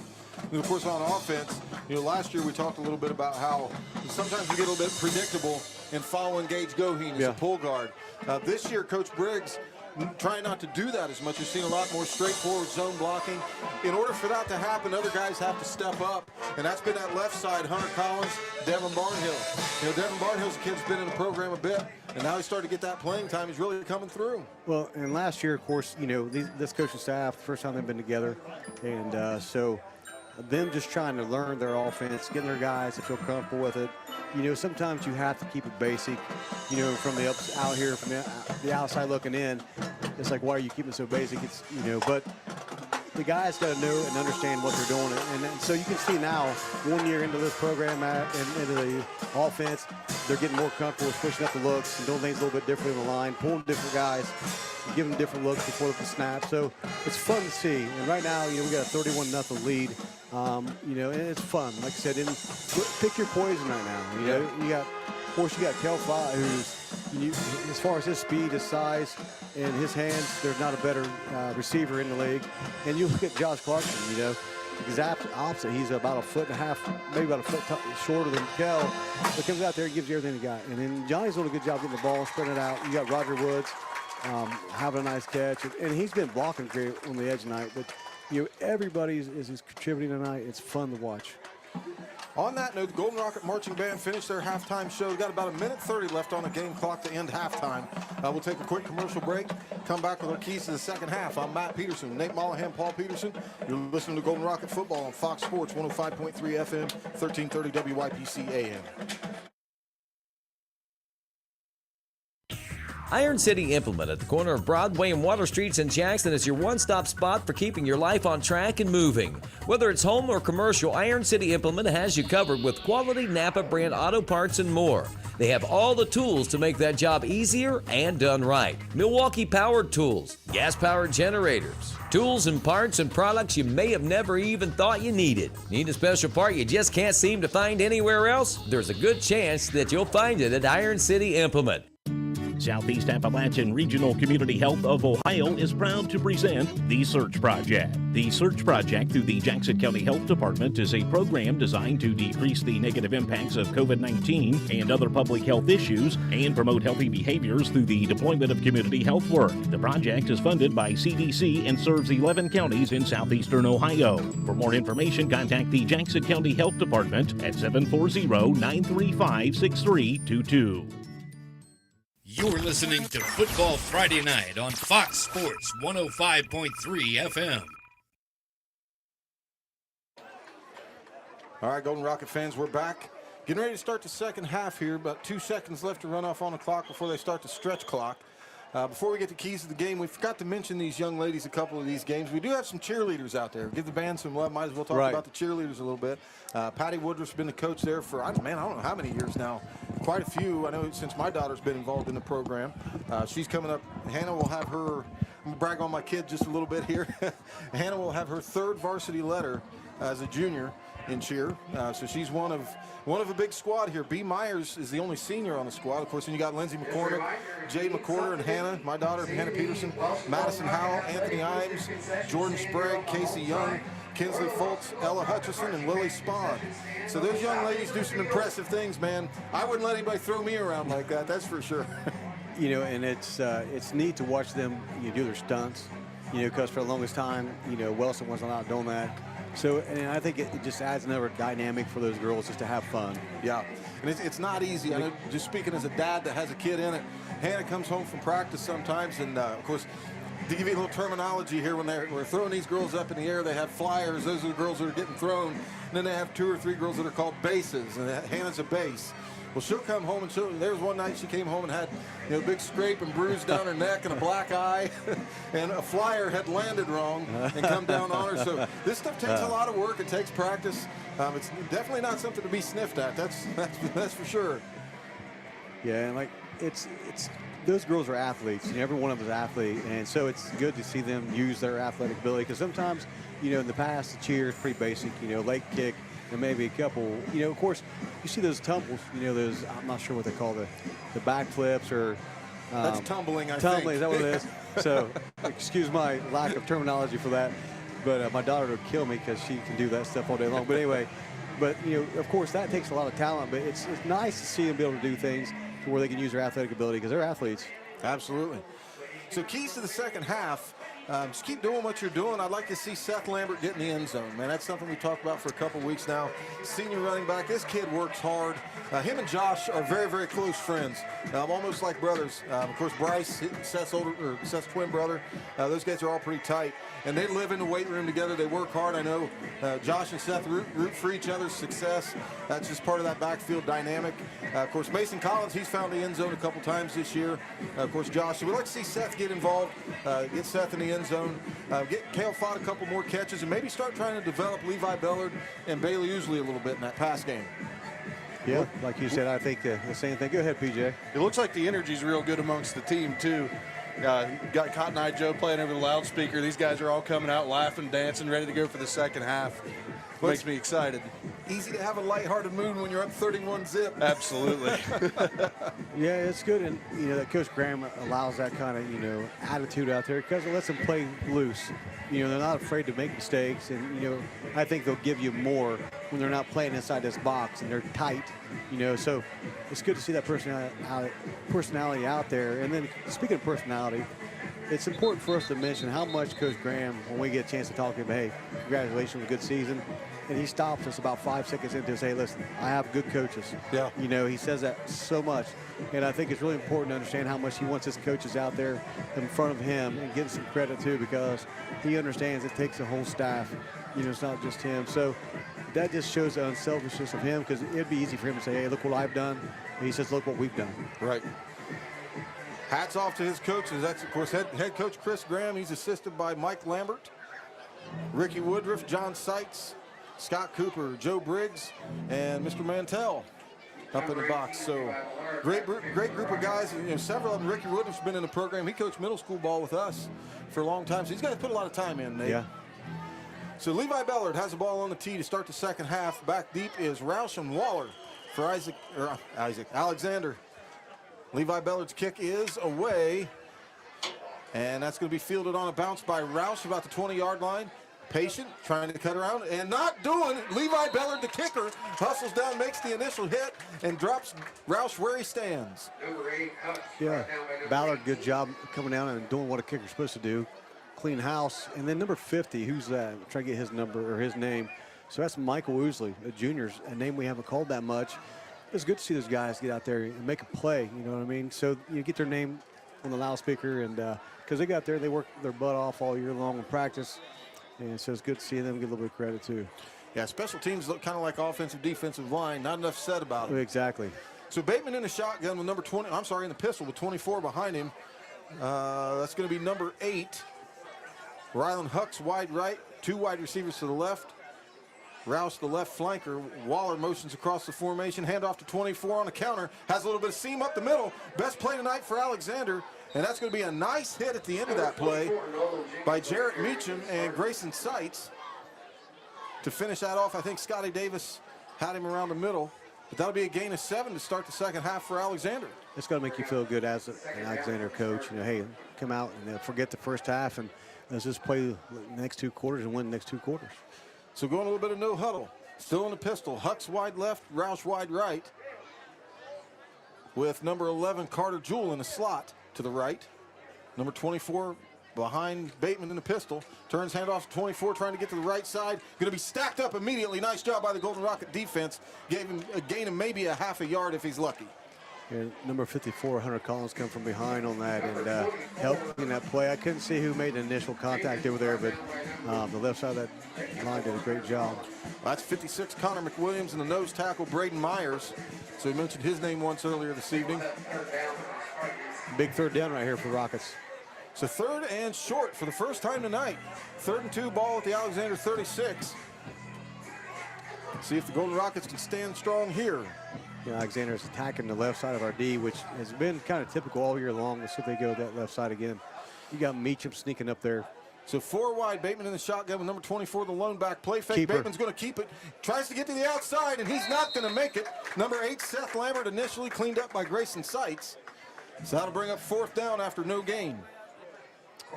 Yeah, good reader, or good read, and a keeper by the quarterback right there. I thought he was going to get out to the edge, but the Rockets defense did a great job floating the ball and not letting him get a first down. 4th down and 3. So nice job, Seth Lambert, on not giving up the outside. Alexander's going to go for it. They'll keep their offense on the field. So Bateman in the shotgun. 24 offset to his left. 4 wide receivers in the game. Twins to both sides. And they had the offense set, now taking a different sign from the coach. Blitz so the coming. shotgun snap is in. Bateman's going to roll right. RPO, he's just going to keep it. He'll get a first down after a gain of about 6. Brought down by the safety, Grayson Seitz. So Grayson did a better job that time coming up in run support, Nate. Yeah, that's a good read by the quarterback. He saw the backer blitz right there, and a good timing on that, and he just went where the backer left. He just filled the hole where the backer was and had a nice game. So you go here, I'll go there. So I'll bring up first down. Ball marked at the 44-yard line, still inside Alexander territory. Keep your athlete in action with Holzer's Saturday morning sports injury clinics. Dr. Kelly Roush and Charles. Sorry about that, folks. Bateman come out in the shotgun. I'm sorry, the pistol. And an errant snap. And number 24 is going to have to fall on it, so that's going to give up anything that they gained from the initial spot. That'll bring up second and about 21 or 22 on a bad snap. Yeah, tough break for Alexander right there. They had a little bit of momentum come out. It's going to be tough to make up from that one. Yeah, I'm not sure exactly what happened. That snap went wide to the quarterback's left, so it wasn't even high, just errant. So in the pistol again is Bateman. 2nd and 20, ball on the 44. Trips to our side this time. Rylan Hucks wide right. So Bateman takes a snap. Going to turn, roll out to his left. Number 44, Scotty Davis, had a hit on him. Wide open here. Wide open is number 5. Down the sideline to the left. He's at the 30-20. Breaks the tackle by Bailey Ousley, and he's going to score. So on busted coverage, Bailey Ousley, the safety, didn't come over and help. Scotty Davis missed it, sack in the backfield, and that's all she wrote. So Alexander gets on the scoreboard. You know, like we talked this week to Coach Graham, the one thing they talked to their kids after last week is everybody has a job, do your job, and it'll take care of itself right there. A couple guys didn't do their job, and that's what happens. So kudos for Alexander, you know, for those young players that have been struggling all year. It's good to see them get a touchdown. But I know it's something that Coach Cooper, he's going to be fired up in film session watching that one back. Yeah. Well, this is how open. Well, it's like number 5, Jake Roush. He was so open. The ball was about 3 or 4 yards underthrown, and he had plenty of time to just stand there and get underneath it like a center fielder and then turn his hips and run with it. So the 2-point conversion by Bateman. Bullet pass, and it's broken up. Nice hit by who else? Josh Clarkson. Jars the ball loose, intended for number 11. That's Carter Jewell. So nothing doing on Alexander's point after. On the change of possession, we'll take a break. I'm Matt Peterson. Nate Mollahan, Paul Peterson. We'll be back right after this.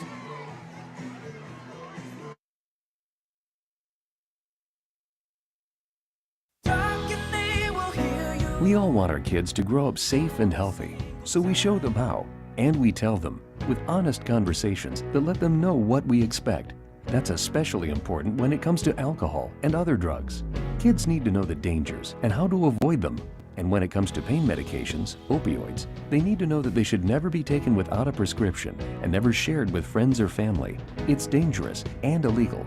So talk with your kids, because when you talk, they hear you.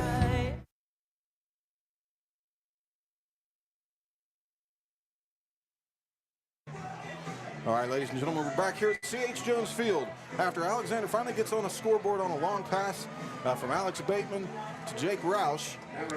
Back deep to receive the kick for the Golden Rockets, number 13, Cale Fott, number 14, Josh Clarkson. two ever dangerous players. Cale Fott's got to be due to break one here anytime, Nate. So Shat has the ball on the tee, and his kick is away. Going to be a nice deep kick, and that's going to go well into the end zone. So Cale Fott won't get a crack at that. Hey, get off of him, get off of him. Number 17, Grayson Seitz. He thought to play, he didn't hear the whistle.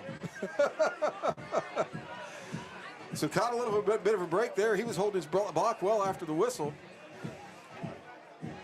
So I guess the one thing you could take away from that busted pass play right there, Matt, is like the one thing we know we've got to, of course, improve in is our pass defense, especially going into Athens 3 weeks from now. And so right there would be a great learning opportunity and film session for Coach Coop to break down, hey, listen, this is what we can't do. Yeah. You know, so you just take a positive out of that negative right there, and then you learn from it. So Johnny Scott in a shotgun. Mason Collins offset to his right. Cale Fott wide right. And Levi Bellard wide left. And a tight end in the ball game. So that's going to be handoff to Mason Collins to the left.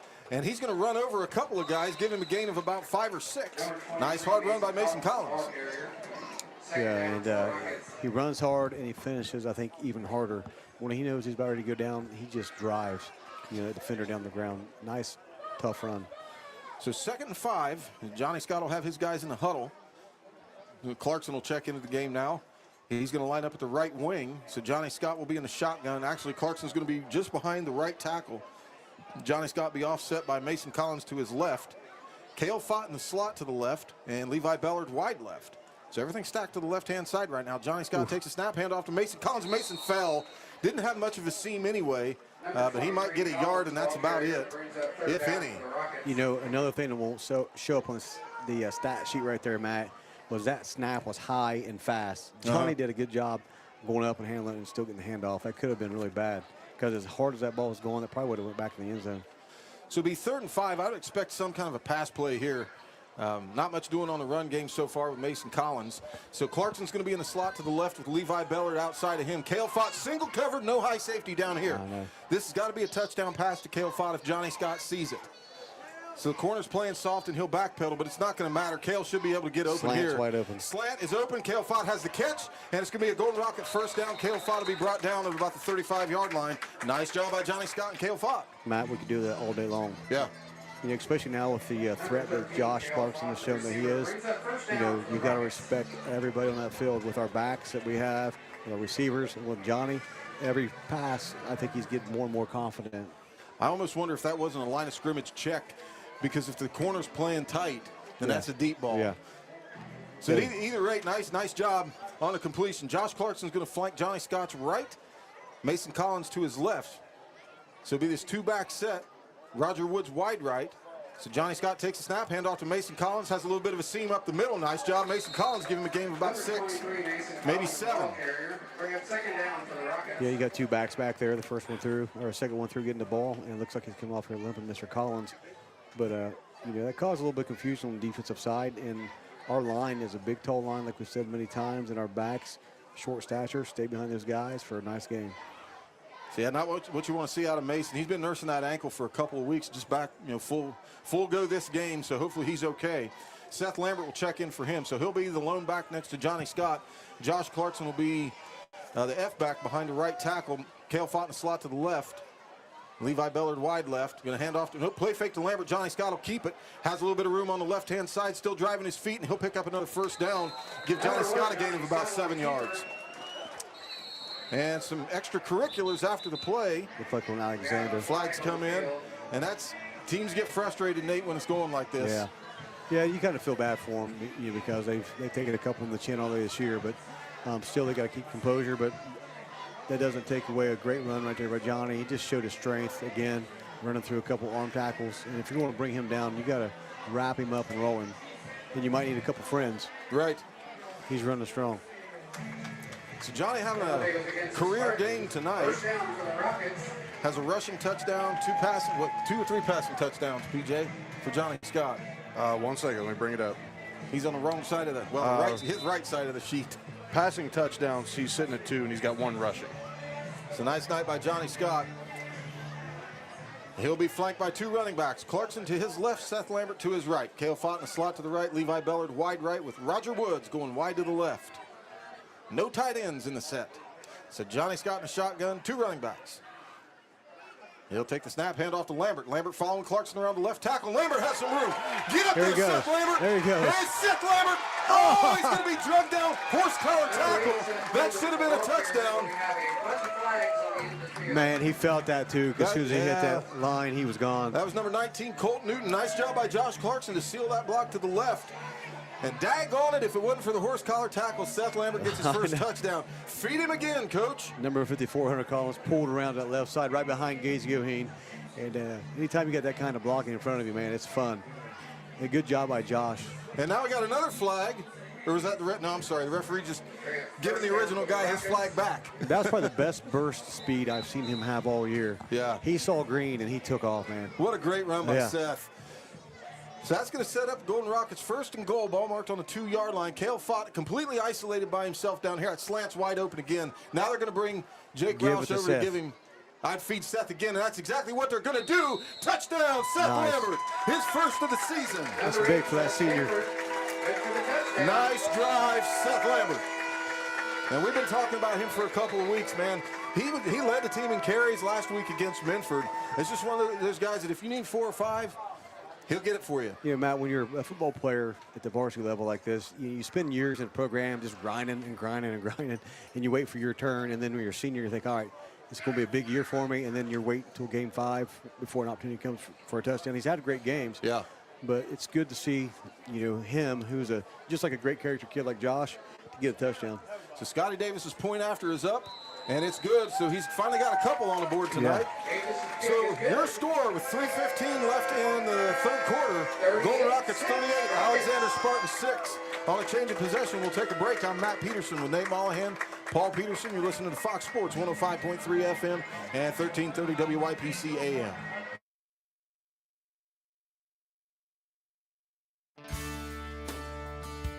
ERA Martin & Associates is your local connection to buying and selling real estate. They have a team of great agents ready to help you not only find a property, but actually buy it. There are a lot of steps involved in buying or selling real estate, and it's important to work with an agent you trust to guide you through. ERA agents are extensively trained, and that training never ends because you are too important.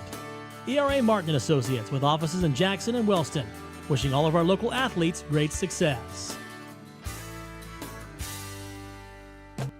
Do you remember being a kid and waking to the smell of bacon frying on the stove? Or the smell of fresh steaks on the grill? Those days are not over. Dave's Custom Butchering in Wellston brings back those childhood memories with some of the best fresh meats available for your family. Smoked bacon, homemade brats, fresh ground beef, and unbelievable steaks are waiting for you at Dave's Custom Butchering. Dave's Custom Butchering, West Broadway Street in Wellston. Call ahead and we'll have your order ready. 740-384-2340. All right, Golden Rocket fans, we are back. Alexander has a football after Levi Bellard's kick. I'm not sure who the return was there, but regardless, it's going to be spotted at about the 35-yard line. So minute 40 left. We have a running clock now. That's not something, haven't seen that in Wellston for quite a while, Nate. No. Yeah, of course, talked to Coach Graham this week, during the interview that we did. Coach Graham was like, he knows coming in, Alexander struggled. And I like his attitude. It's like, who are we to look past Alexander? We haven't proven anything yet to look past anybody. So this is good to see the Rockets showed up tonight to play. So 4 wide receivers. Bateman in the shotgun, 24 offset to his right. Number 11 goes in jet motion. Going to hand off to number 11. Fake the reverse. It is going to be a reverse. Hand off to Waller. Seth Lambert giving chase. Grayson Seitz is going to have to come over and they'll cut him down. With Scotty Davis on a little bit of help. There's a flag in the middle of the field. And they're probably going to get Alexander for a hold. Hold, or when you reverse direction like that, a lot of times you get a block in the back. Well executed reverse. Isaac Waller had the edge. Great job by Grayson Seitz. Coming downhill and making a good hit to cut him down. That might be a candidate for hit of the game also. Personal foul. Wellston. No, going to get the Rockets. And somebody's getting tossed. They're going to get number 77, Landon Hypes. For something, Landon. You're listening to Football Friday Night on Fox Sports 105.3 FM. So we're not entirely sure That's very atypical of him because he's like I said, he's a level-headed guy. I think he's confused with what he did. Yeah, he's not sure. So there will be no Landon Hypes for the rest of the game. Devin Barnhill will check in for him. I mean, usually to get tossed, you got to throw a punch. Evidently, the refs are thinking he threw a punch. I don't know. So Coach Graham down here getting an explanation from the white hat, and he's still trying to explain. That's big for us. He's not making his case. Because if it stands, he'll be out the fourth quarter and then 3 quarters of next week. So hopefully that's not the case. That's the end of the third quarter. You score 38-6. Golden Rockets lead Alexander. I'm Matt Peterson with Nate Mollahan, Paul Peterson. We'll be right back after this.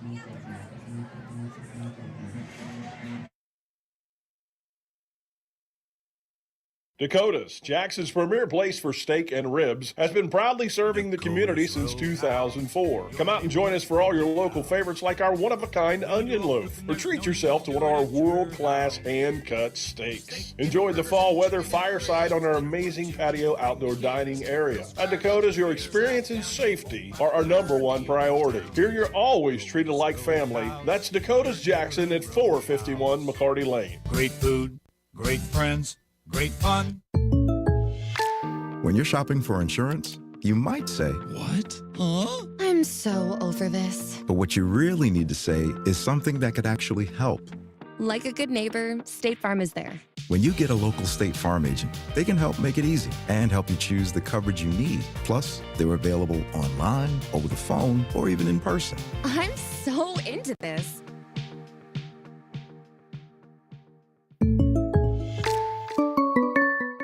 You're listening to Football Friday Night on Fox Sports 105.3 FM.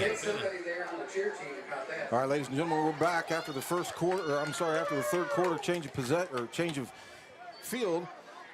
Alex Bateman attempted to pass. I'm not sure who it was intended for, number 24 on a wheel route down the sideline. It was incomplete. So that'll bring up 2nd down and 10, ball marked at the 50-yard line after the penalty against Landon Hypes, and we're still not entirely sure what he did, folks. Yeah, I think there's a lot of confusion of why he got tossed. He definitely doesn't feel like he did anything. So I know coaches will go back and look at film and try to make heads or tails of it. But that's a big loss for us. Brings up 2nd down for the Spartans. So it'll be 2nd and 10, ball marked at the 50, running clock, 11 minutes left in the ball game. Bateman's going to be in a shotgun, offset to his left by number 24, 4 wide receivers. Bateman's going to roll left, looking to throw, RPO. He is going to let it loose and almost picked off number 11. Bailey Ousley had a shot at it. The ball was drastically underthrown. The fall's incomplete. Brings up 3rd down for the Spartans. So bring up 3rd and 10. Good effort. Now I see Big Ben warming up over the sidelines. Looks like I anticipate he'll probably come in and take over for the quarterback duties.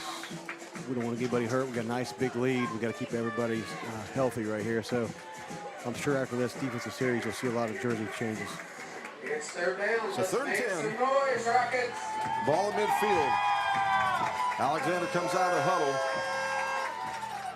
Bateman will be in the pistol with Isaac Waller behind him. Trips to the left. Number 19, Colton Newton, out to this side. He's going to roll right. It's Bateman looking deep across the middle, and he has a man open. Caught by number 21, and he fell at the 20-yard line. This is Fox Sports Radio, 1330 WYPC AM Wellston and 105.3 FM Jackson. That was John Pelletier on our station identification. Perfectly timed. The band's playing in the background. So all kinds of stuff happened here. Alexander picked up a 1st down on a nice pass from Bateman to number 21. Again, that's Maddox Meek on a little crossing route. So Meek had some more yards if he hadn't fallen. Clarkson was there and touched him down. So Bateman's going to come out in the shotgun with 4 wide. Isaac Waller offset to his left. Rylan Hucks down to our side, wide right. Bateman looking deep over, and miscommunication there intended for Jake Roush. Clarkson on the coverage, but that ball's thrown way behind Roush, and Roush is limping a little bit on the sideline. I'm not sure if Josh Clarkson saw that ball coming, because I think if he'd have turned his head around to the right, he may be able to pick that off. That ball came out quick for as deep as it was. Yeah. So definitely a little bit of a timing issue there. 2nd and 10. Alexander has the ball inside Rocket territory on the 30. And since Landon Hypes is out, Devin Barnhill checks in for him. So your 3 down linemen, Devin Barnhill, Braden Myers, the nose tackle, and Connor McWilliams on the left end. Jarrett Meacham and Seth Lambert, the outside linebackers. Hunter Collins and Scotty Davis inside. Your corners, Mason Collins, Josh Clarkson, safeties, Bailey Usley, and Levi Bellard back there now. So Bateman in the shotgun. He's going to roll left again. Hunter Collins just about blew the play up. Intended for number 21 on a little out route. Nothing doing. So that'll bring up 3rd and 10. Yeah, good job by the whole right side of the line right there, getting upfield, and Devin Barnhill coming into the game for Landon Hypes, making an impact right there. He got up there, set that edge, and didn't let the quarterback get outside, forced him to throw a ball there. Hunter Collins got in the backfield from that linebacker spot in a hurry. Had Bateman not rolled to his left, could have been disastrous. So 3rd and long, Alex in the huddle. And taking a little bit of time, 16 left on the play clock as they break huddle. Isaac Waller going to be offset to Bateman's left. 4 wide receivers. Number 19 wide right, Rylan Hucks wide left, Hucks wide right. Bateman 3-step drop, has all kind of time. Looking for a deep ball over the middle, and it's overthrown, intended for number 19. Pass is incomplete. Number 19 had a little bit of a shove there at the end on Grayson Seitz, but no call. So I'll bring up 4th and 10. I'm sure Alexander keep the offense on the field. Ball marked on our Wellston 30. 7:27 left in the ball game. Golden Rockets lead 38-6. Timeout on field. And Golden Rockets will take a timeout. So with that, so will we. I'm Matt Peterson, Nate Mollahan, Paul Peterson. You're listening to Fox Sports 105.3 FM and 1330 WYPC AM. Cottle Chipping is focused on providing logging and land clearing services with the highest levels of customer satisfaction and will do everything they can to meet your expectations. With a variety of offerings to choose from, they are sure you'll be happy working with them. There is no job too large for Cottle Chipping. Cottle Chipping has been in business for over 40 years, which is experience that you can trust. For more information about your logging and chipping needs, call Cottle Chipping at 740-596-5984. That's 740-596-5984. You're listening to Football Friday Night on Fox Sports 105.3 FM. All right, so after the Golden Rockets take a timeout, Alexander will come out and have their offense set. Rockets taking their time getting back on defense. Alexander's pretty much in an offensive formation. So 4th and 10. They're going to try a field goal, Matt. And I saw this kid kicking earlier, Nate. He can hit this. That'd be a 47-yarder, it looks like. So Trent Shad on to attempt a field goal here. Number 2, Bateman to hold. So the snap, hold is down, kick is up, and it's got the distance. And it's wide left. So good attempt, man. I told you he's got the leg to just push it just a little bit to the left. Kick. So you can't blame him for trying right there. The Rockets will take over on downs after the missed field goal. And I'm like you, Nate. I think you see some fresh jerseys coming in here pretty soon, if not this series. You know, and I know Coach, the coaching staff this week, after this, of course, with 6:49 run clock going right now, we should take this one home pretty easy. So the challenge as a coaching staff is keep your guys, level-headed, let them celebrate and be happy for the success they have, but make sure they don't overlook River Valley. Next game's River Valley, come in and just tighten up these little things, because every week, because I think after River Valley we play Nelsonville. So, Nelsonville's a very fundamental good team every year, but every week you've got to come out and just get better and better at little things that, the one thing that kind of concerns me a little bit that I know they'll work on film is great pass and execution by the quarterback with the play action, had the guy wide open over the middle of the field. I mean, there was no one within 10 yards from him. So that's the little things. I know they'll go back and look at film and say, hey, listen, knowing that as the season goes on, the schedule gets tougher. Yeah. So how do we make sure that we make these adjustments to keep competing at a high level? Yeah, and that's something that's been a little bit of a problem on those edges. I know what's happened is that concept requires Clarkson and the outside linebacker to stay shallow and cover the tight end in the back out of the flat. Well, this leaves the deep man coming. So if the safety's late getting over the top, that's the kind of stuff you have happen. So I'm like you, full confidence they'll clean this up. Yeah. Wes Briggs in the ball game. So new quarterback for the Golden Rockets. Looks like all kinds of new jerseys. So we'll see what happens here. We're going to have to learn some numbers here. Every time he gets in the game, we're saying, let him throw, let him throw. Yep. Braxton Ingalls hey, offset Braxton. to his left. And he's going to hand off to Braxton. Braxton has a little bit of room over the right side, and he's going to be brought down after a gain of about 8. The brother of no other than Chase Ingles. Chase, yeah. So Braxton's showing some speed there, just like his older brother. I think he may be faster than Chase. So if Chase is listening, I think he's got you for 5 steps, Chase. So, yeah, we're going to have to learn some numbers here, folks. Number 26, the other running back. Actually, that's not 26. I'm not sure who that is. 16. And going to be a whistle before the snap, so probably get Wellston on a false start, and that's exactly what will happen. So after Braxton Ingles picks up 9, they'll mark it back 5 more, so bring up 2nd down 4 on the false start. So 5:32 with the running clock, 38-6 Wellston. So what do you do here? Let the big guy throw? Well, I think if you're going to develop wide receivers, you have to. Look how big he is. He's a so number big 12, fella. Number 12, Carmine Crabtree in the slot to this side is a freshman, has some size. So Wes Briggs in the gun, going to hand off to number 12, up inside and get some of the yards back. Good hard run. I think Alexander still has a starting defense in. So number 12 is a Carmine Crabtree, a freshman. That freshman class has some really good athletes. Yeah, got some players. I think out of the backfield, that was actually number 16, Tanner DeWine. Oh, that one was. Yeah. Carmine Crabtree lined up in the slot to our side. Oh, okay. So now the lone running back is going to be Braxton Ingles, offset to Wes Briggs left.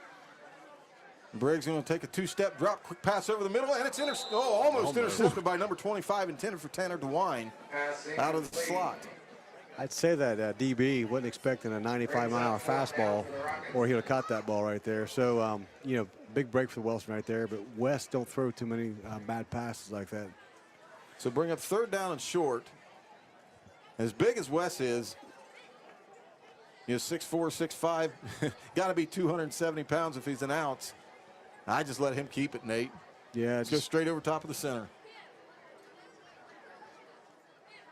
So, you know, Braxton, he came out late. He almost didn't play this year, so it's good to see him out. We need all of our athletes out playing football. So 2 running backs. Briggs takes a shotgun snap.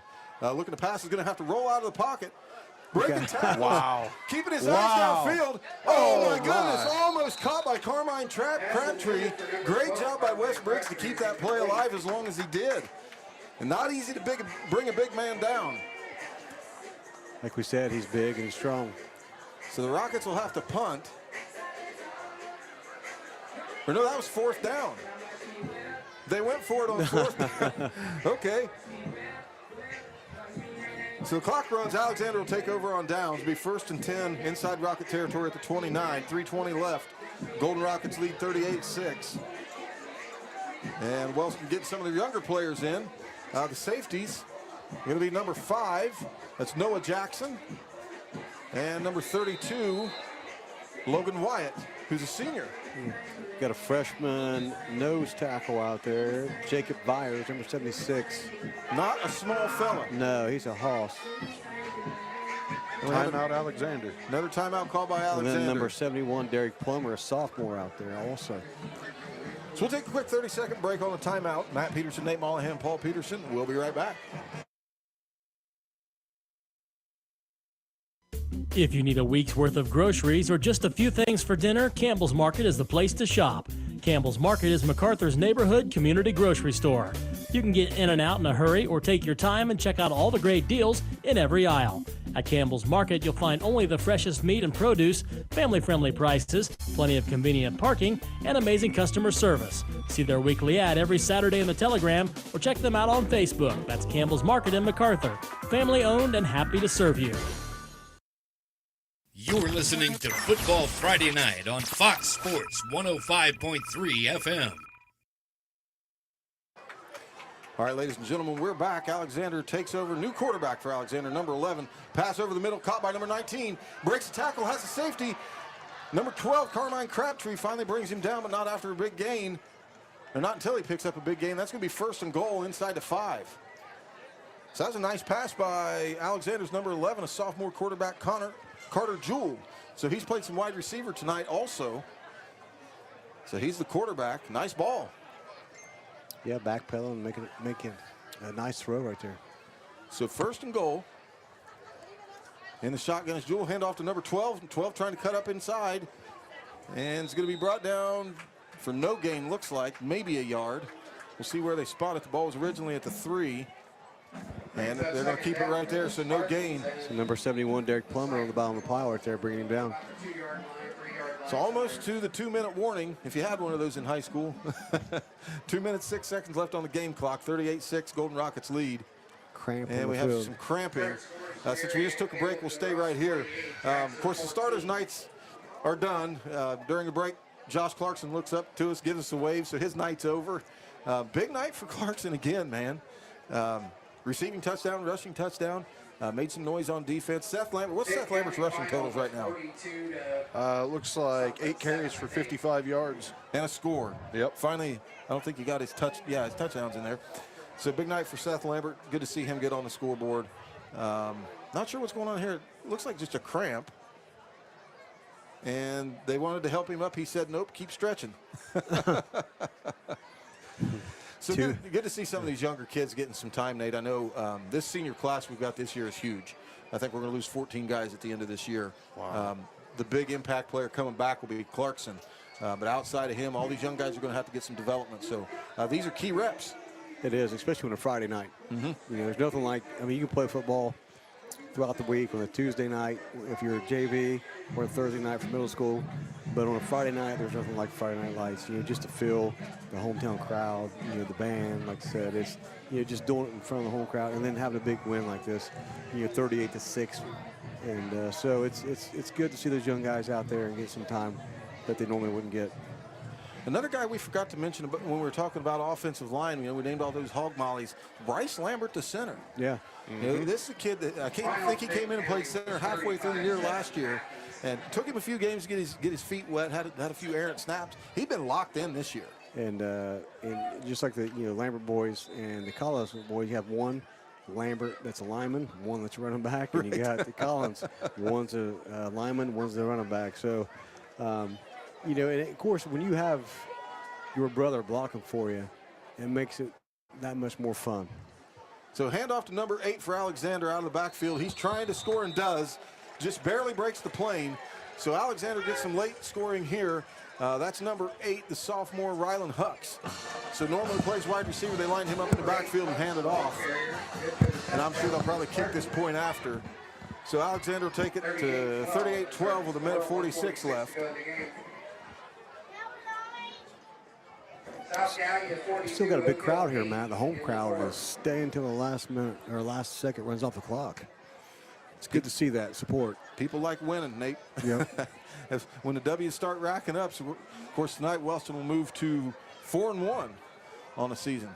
So a good way to start league play. Alexander go for 2, number 11, looking, rolling out. He's just going to scramble and take it himself, and he will get in for the 2-point conversion. So that'll bring the score to 38-14. Golden Rockets lead Alexander after Alexander gets some late scoring. I'm Matt Peterson with Nate Mollahan, Paul Peterson. We'll be back on a break at the change of possession. Good people bring good people. At Buckeye Construction and Restoration, it's the foundation of our projects and our company. What started in a garage with 2 people and a dream now employs over 100 with offices locally in Wellston, Waterford, and Cincinnati. BCR offers competitive salaries, professional development opportunities, and an employee referral bonus program. Join one of the fastest growing companies in the Midwest by calling 833-775-1595 or visit bcrmco.com to apply. BCR, preserving our history with the hands of craftsmen. Booth Insurance Agency has been serving Jackson and Vinton counties and all of southeastern Ohio areas since 1955. We are proud to be affiliated with Grange, Ohio Mutual, Progressive, and Western Reserve Insurance Companies. We can provide you with automobile, homeowners, and business insurance. We are a complete insurance agency here to get you the best insurance possible. We shop for the best rates so you don't have to. Call David at 740-596-5815 for your free no-obligation rate today, or visit boothinsuranceagency.net. All right, ladies and gentlemen, we're back here at C.H. Jones Field. Number 3, Trent Shad has the ball on the tee to kick off. Back deep this time is Cale Fott and Josh Clarkson. Bailey Ousley is going to play just up in front of them in the event that there is a shallow kick. But Shad put it out of the end zone on a previous kick, so he's going to kick off, and it's going to go deep again. This time, Cale Fott will field it inside the 5. And we'll get to see Cale try to run one back here. Roger Woods has a little bit of a block. Cale breaking tackles, and he'll be brought down at the 30. If he breaks that one, Nate, he's gone. Yeah, one tackle. And how many times have we said that over the last 2 years? One more tackle, he's gone. And I just hope before the end of the year he breaks one, because, man, he gives everything he has every time he returns the ball. Well, he's trying to do a little bit more of what his coaches are coaching him to do and cut that thing north and south. I think, he's electric on the outside, don't get me wrong. But sometimes you just got to, take what you can get and not try to stretch it out too far. That's what he did there. So decent return. Yeah. Ball be marked on the 30.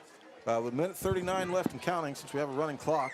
Wes Briggs in the shotgun. Braxton Ingles to his right. Tanner DeWine to his left. He'll take the shotgun snap, hand off to Braxton Ingles. Spin move. Breaks a tackle. Cuts back, reverses field. Nice has a little bit of move. room. And he'll pick up maybe a gain of about 4. Way to reverse field, because he was shut down on the direction he was originally going. That's a great spin move for a young freshman like that to come in here underneath the lights and just stop on a dime, spin back to the middle, break a tackle. It just shows you the potential he has. And I know everybody, including his family, my son Rylan, which, coached him, and are happy to see him back on the field, Matt. Same formation, Briggs in the shotgun. And hand off to Braxton Ingles, off tackle to the right. Braxton still driving his feet, and he'll pick up a first down after a gain of, about 8 yards. Yeah, good job. 7 or 8 yards. Great job with that right side of the line. So the JV kids getting some time here. 40 seconds left in the ball game and counting. Be 1st and 10. Golden Rockets have the ball still inside their territory at about the 43. As the moon just starts to rise over the trees, Matt, it's a big yellow moon. It's like a perfect setting for a football Friday night. Yeah, I would like to have it minus a few degrees. Yeah. if you're ever with us in the bunker up here, there's 0 air movement whatsoever, so we're sweating. Briggs with 2 running backs. The shotgun get a handoff to Ingles. Play fake to Ingles. Briggs will keep it, and he'll run off. Look at the big man. Breaking tackles. Oh, he tried to stretch it too far, man. If he'd have cut it up, Nate, he probably could have got 5 or 6 yards. Give him a gain of about 3 right there, and that's the ball game. Wes Briggs runs the clock out on that last run. The final here at C.H. Jones Field. The Golden Rockets 38, Alexander Spartans 14. What a game, Nate. Yeah, good game. This factory has walls, but there's no ceiling. Here, my ideas matter. I went from a dead-end job to endless opportunity. Join it. We'll pause it right there. So, yeah, good game for these guys, especially after taking one on the chin last week. So this is a good one to have some momentum going into River Valley next week. And I think coach and staff will go in, evaluate film, and they'll continue to make corrections before they see that they were exposed tonight. Yeah. So, yeah, it's good to see this. Well, and I think one of the biggest things on our offense is let's not have any stalled drives. The deeper you get, especially next week at Athens, it's going to be crucial.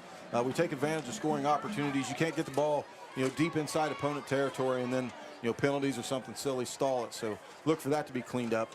With that, we'll take a little bit of a break and then come back. PJ will have some stats for us. I think Coach Graham will come up and talk to us for a little bit. Till then, I'm Matt Peterson, Nate Mollahan, Paul Peterson. We'll be back after this.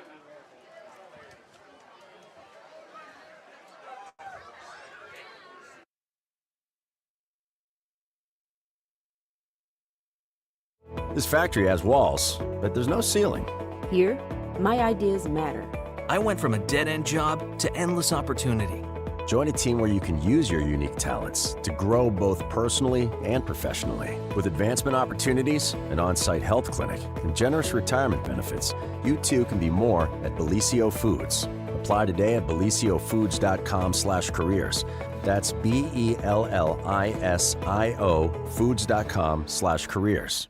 SF Restoration specializes in masonry restoration in Wellston, Ohio, with unmatched industry expertise. From chimney repair and caulking and tuck pointing to cleaning and deck coating, we've got you covered.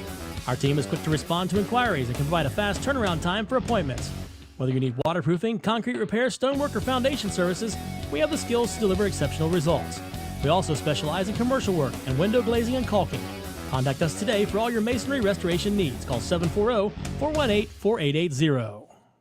Are you looking for the perfect power sport vehicle? Well, come visit Pony Power Sports of Jackson. We're the same great faces you know and love at the same location and with the best selection in the tri-state area. We're family owned and operated and here to help you find the ride of your dreams. You can find us 3 miles east of Jackson at 2223 Clary Road on US 35 East. Give us a call, 740-286-4956, or go to ponypowersports.com. From motorcycles to ATVs to side-by-sides, Pony Power Sports of Jackson has them all. It's where your adventure begins. Get to the pony. True fans know that success in football is all about tradition, dedication, and loyalty. Those same qualities are important to the Lockhart Insurance Agency. We care about what's important to you, and that's why we believe in helping you select the right insurance for your needs. If you want to protect your auto, home, farm, or business, you want Lockhart Insurance on your team. Give us a call at 740-384-2020. We'd love to help evaluate your insurance needs and recommend the best coverage from the best companies. Good luck to all of our local area teams. You're listening to Football Friday Night on Fox Sports 105.3 FM. All right, Golden Rocket fans, we're back here at C.H. Jones Field live as the Golden Rockets defeat the Alexander Spartans 38-14 on a pretty impressive night by several players, a couple in particular, Johnny Scott, Josh Clarkson. PJ got some stats for us, man. What we got? Yeah, things didn't change a whole lot after halftime when it comes to the starters there. I mean, numbers stayed pretty much the same. Josh Clarkson finishes off the night with 3 carries, 47 yards rushing, and then receiving, he had 3 catches for 129 yards, average of 43 per catch. And then you got... And a touchdown on each side, rushing and passing. Yeah, and then you have...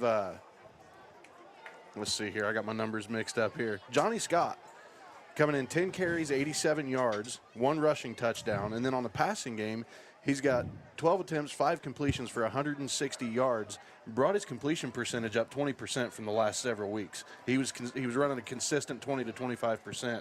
Tonight, he really bumped that up. Yeah, and I think that's something big that Johnny's been trying to work out over the past few weeks. I'm not sure how they structure their practices or how much work he puts in the offseason, but those timing routes, those short to intermediate things are tougher than they look. And that's kind of been where he's struggling. And, it's interesting. We were talking a little bit to Coach Graham, and then, of course, Nate and I, PJ, we talk. Johnny, it's like he plays dynamite football inside the red zone. It's when he's buried deep in his own territory, he's trying to, establish some rhythm is where he's been struggling a little bit. But tonight, much better. Had a nice touch pass to Cale Fott to get his rhythm going early. And then, man, that deep ball to Josh Clarkson down here was on the money. Yeah, it was. Yeah, that was fun to watch because Johnny just threw it up, and he knew Clarkson would make a play on it. And Clarkson did an outstanding job just kind of adjusting his speed with the ball. And once he caught it, the DB thought he had a step on him, and then Josh really turned it on when after he caught the ball and scored a nice touchdown. But I tell you, the one thing, like I said, with Johnny, the growth in him, not just as his athletic ability, but just his leadership, and he's humble. Last week, when we announced him after the player of the game, we talked to him, and he was just thankful, that his hard work has been noticed, and his leadership has been noticed, and it's saying a lot for him because he struggled a little bit, at a freshman year, sophomore year, but just to see him grow the way he has last year and this year, and just to see him perform and just have big games like this, man. And for all those guys who are out there blocking for each other, you can tell they really care for each other because if they don't have the ball, they're blocking for somebody who does have the ball. And so just to see him out there just selling out for each other and just the leadership, like I said, for Johnny. So happy for him. Kudos to him. It's hard not to give it to Josh. I mean, Josh has just been playing lights out. It's good to see Seth get a touchdown tonight, man. Absolutely. Another kid that, like we said, a young man who comes out and gives everything. But those linemen they never get credit. So I want to give a shout out to them because those guys, like we called them back in the day, we called them big uglies, and then someone misunderstood us, remember? He said big undies? No. So that's what we call it, big undies. So those big undies do a good job up front. Yeah. And, of course, with all the noise that Josh Clarkson's making as a receiver right now, Cale Fott just, kind of has been overlooked the last couple games. Don't forget, he had an absolutely acrobatic, spectacular one-handed catch for a touchdown down here. And what we saw out of him tonight that a lot of people don't understand about Cale is he's a football player. This isn't a kid that just lines up, and he's not a Randy Moss where you just, only play when you're getting the ball or targets. I mean, he's got his nose in there blocking, instrumental in the return game, just plays an all-around good football game. So hats off to Cale, man. We got some players. Coach Graham, I think we're waving at him to come up here. He's walking across the 30-yard line now. Back to Cale, and I said it throughout the game that things – hold on, mute that, PJ. Here, I got him. So things that won't show up on the stat sheets is just the play fake that Kel made, come across the middle one time. And, of course, Johnny kept the ball and made a nice long play, for a touchdown. But just the things you do away from the ball, and then, like you said, his body language away from the ball, and he made a couple nice blocks. And the catch in the corner of the end zone was phenomenal. All you saw was hand come up and just pull that ball down. So just to have a weapon like him, it's exciting. I can't imagine how fun that would be as a play caller. Yeah. To have that. Well, and that was one of the plays that Alexander actually played pretty good defense on that play. Yeah. I mean, had him blanket coverage. But Kale's Kale, man. If you send him on a fade, there's not too many guys that are going to out-jump him. Nope. And with the ball skills that he's got, that's kind of stuff that happens. So good to have Coach Graham with us in the box now. Coach, congratulations on the win, man. Thank you. Thank you. Had some things early, had a couple stalled drives again, but, man, we really turned it on after that stuff got cleaned up. Yeah, we did. I told the kids I was happy we won, but we had a cloud over it. There was a cloud over the game tonight. I thought we made some silly mistakes early on, but we did come back. That's the big thing. Mm-hmm. Josh had another huge game for us. Kel made a tremendous catch in the back of the end zone. So, I mean, I'll take a win any way I can get it, but kind of a little disappointed how we played coming up from the start. Yeah. Well, it's the usual suspects, as we say. Kale and Johnny played completely out of his mind tonight. Finally, we've been talking about him, being a little bit more efficient in the passing game. Finally got up over 40% completion percentage tonight, over 160 yards passing, a couple touchdowns, one rushing. I think he finished with 87 yards on the ground. So wait for a senior to put the team on his back. Right, and Coach Briggs made a great call. Now we were setting that guy up all night. We was playing 8 to 10 yards off of him, and then we kind of hooked him up, set him up there late. Yeah. And then he called that hitch and go there, and caught Josh on a beautiful pass from Johnny. So kudos to Coach Briggs on that call. It was a great call, and Johnny made the pass. So yeah. Of course, a lot better on defense tonight. The linebackers played extremely well. Seth Lambert, on both sides of the ball. Seth did a great job setting the edge. Anytime the ball was on his side, blew up a couple plays in the backfield. Finally got him in the end zone, man. We've been Seth Lambert fans for a couple weeks right now. And what a way to do it. I mean, that's not a gimme. He'd had the long run if it had not been for the horse collar. And we were kind of disappointed in that. But, yeah, go back and feed him, man. Yeah. Oh, we will. I mean, he's one of our bell cows, and we give him the ball, as much as we can. I think Mason kind of stumbled again tonight. He got maybe re-injured his ankle a little bit there. I seen him limping off. But the plan was to, get our some reps in the second half. Obviously, they scored and then things changed. So I thought we responded well. Went back down, scored, and got the clock on again. Yeah. But and I thought our second team did pretty well when we didn't set them up very good in field position. Yeah. So we had a mix up there. We had a couple of different wristbands. Yeah. Team 2 runs a little bit different. Subtle change to the offense versus the first team, but I'm happy with it. Like I said, just clean up stuff, and we have to start faster. That's our thing. Yeah. We talk about it all week. I don't know how to fix it. I'm working. I'm not going to give up. That's for sure. Rome wasn't built in a day, but that's something we talk about. It's good to see things coming together. This is a great start to league play, but as you get into Nelsonville, Athens. Down the stretch, you really need to have those drives. If you get an opening drive where you get deep into opponent territory, can't have it stall. Exactly. That stuff has to be cashed in. And that's the same thing. We moved the ball all the way down the field, and we got down to the 10, and then we had that 4th and 1, and I thought we could just sneak a yard, and he slips, and then next thing you know, we're stuffed. So I think their eyes opened up a little bit. Yeah. So that's the thing. We got a good team. We can compete for the league. We definitely can. But like you said, it's just little things we got to clean up. But I tell you what, the one thing I'm impressed with, Coach, is just the level of complexity that you're starting to introduce offensively. Because last year we saw a lot. Gage Goheen was your pulling guard. If he pulled, you followed him 90% of the time. This year, you can tell the guys are getting a lot more comfortable. You guys as play callers are putting stuff in more pre-snap things with Kel moving. Because when Kel goes in motion, all eyes are on him. Yeah. So just using the tools that you guys have, we can tell you guys are getting a lot more comfortable with your packages that you have and the athletes that you have, and just making the good calls. So, but like you said, I know you'll go back to the film, and that big touchdown they gave up on that pass play. The good thing about that was it's going to give you guys an opportunity to say, hey, listen, this is what we need to do better. That we didn't do this play. Coming in this, because a couple weeks we got Athens. They're going. Yeah, that's going to be a pass game there. So, it's a great win. I know, like you said, you feel like we probably should have put 2 more touchdowns up, but you'll take it, and we're proud of you guys, Coach. Well, appreciate it. So halfway through 4-1, and really we probably have a couple of players both sides of the ball Hunter Collins got to be up for offense or defensive player of the year for the league. Yeah. And then Clarkson's making his case on offense. So excited to see what happens down the stretch. Got a couple of awards to give out. Of course, patio be open till 11:30 tonight. Yes, something sir. like that. Call it the fifth quarter. So players will be down there, coaches will be down there. Be a good place to be. I might show up down there, Nate. Who knows? Yeah, I have 20 girls at my house tonight for a birthday party, so I think I'm going to be down there too. So, so y'all pray for Nate Mollahan this weekend. I do want to say, my coaching staff works hard all week. Game planning, and Coach Mantel's up in the box, he's spotting, and Coach Fleming and Coach Coop do a tremendous job with the defense. Coach Seitz, like we had him on the radio show the other day, and Coach Lambert. I mean, everybody puts in the time. So I want to give those guys a lot of credit. They do a tremendous job. Yeah, that's something we talked about that during the game. Like, how much, it's impressive to us. It's like, it's not me. It's what, from your perspective, it's us. Yeah. And you always want your head coach or your assistant coaches out there in front of you. So that's impressive, Coach, of how you approach it. So, kudos to you. Thank you. So, awards, patio player of the game. Again, it's 2 weeks now. It's come down to the same couple guys. We did want to correct ourselves. We did before the game, but in case you didn't hear, at the end of the last game, we were going to award the player of the game to Josh Clarkson. We went down and deliberated a little bit. We flipped field a little bit and gave it to Johnny Scott. And this week, Johnny's going to get it again. One rushing touchdown, 87 yards on the ground, 160 yards passing, 2 touchdowns. Some dynamite plays on defense. Executed his edge just like Seth did. Yep. So we'll give Johnny patio player of the game. And then our Monroe Collision hit of the game, going to go to Gage Goheen. All right. He had a dandy down here.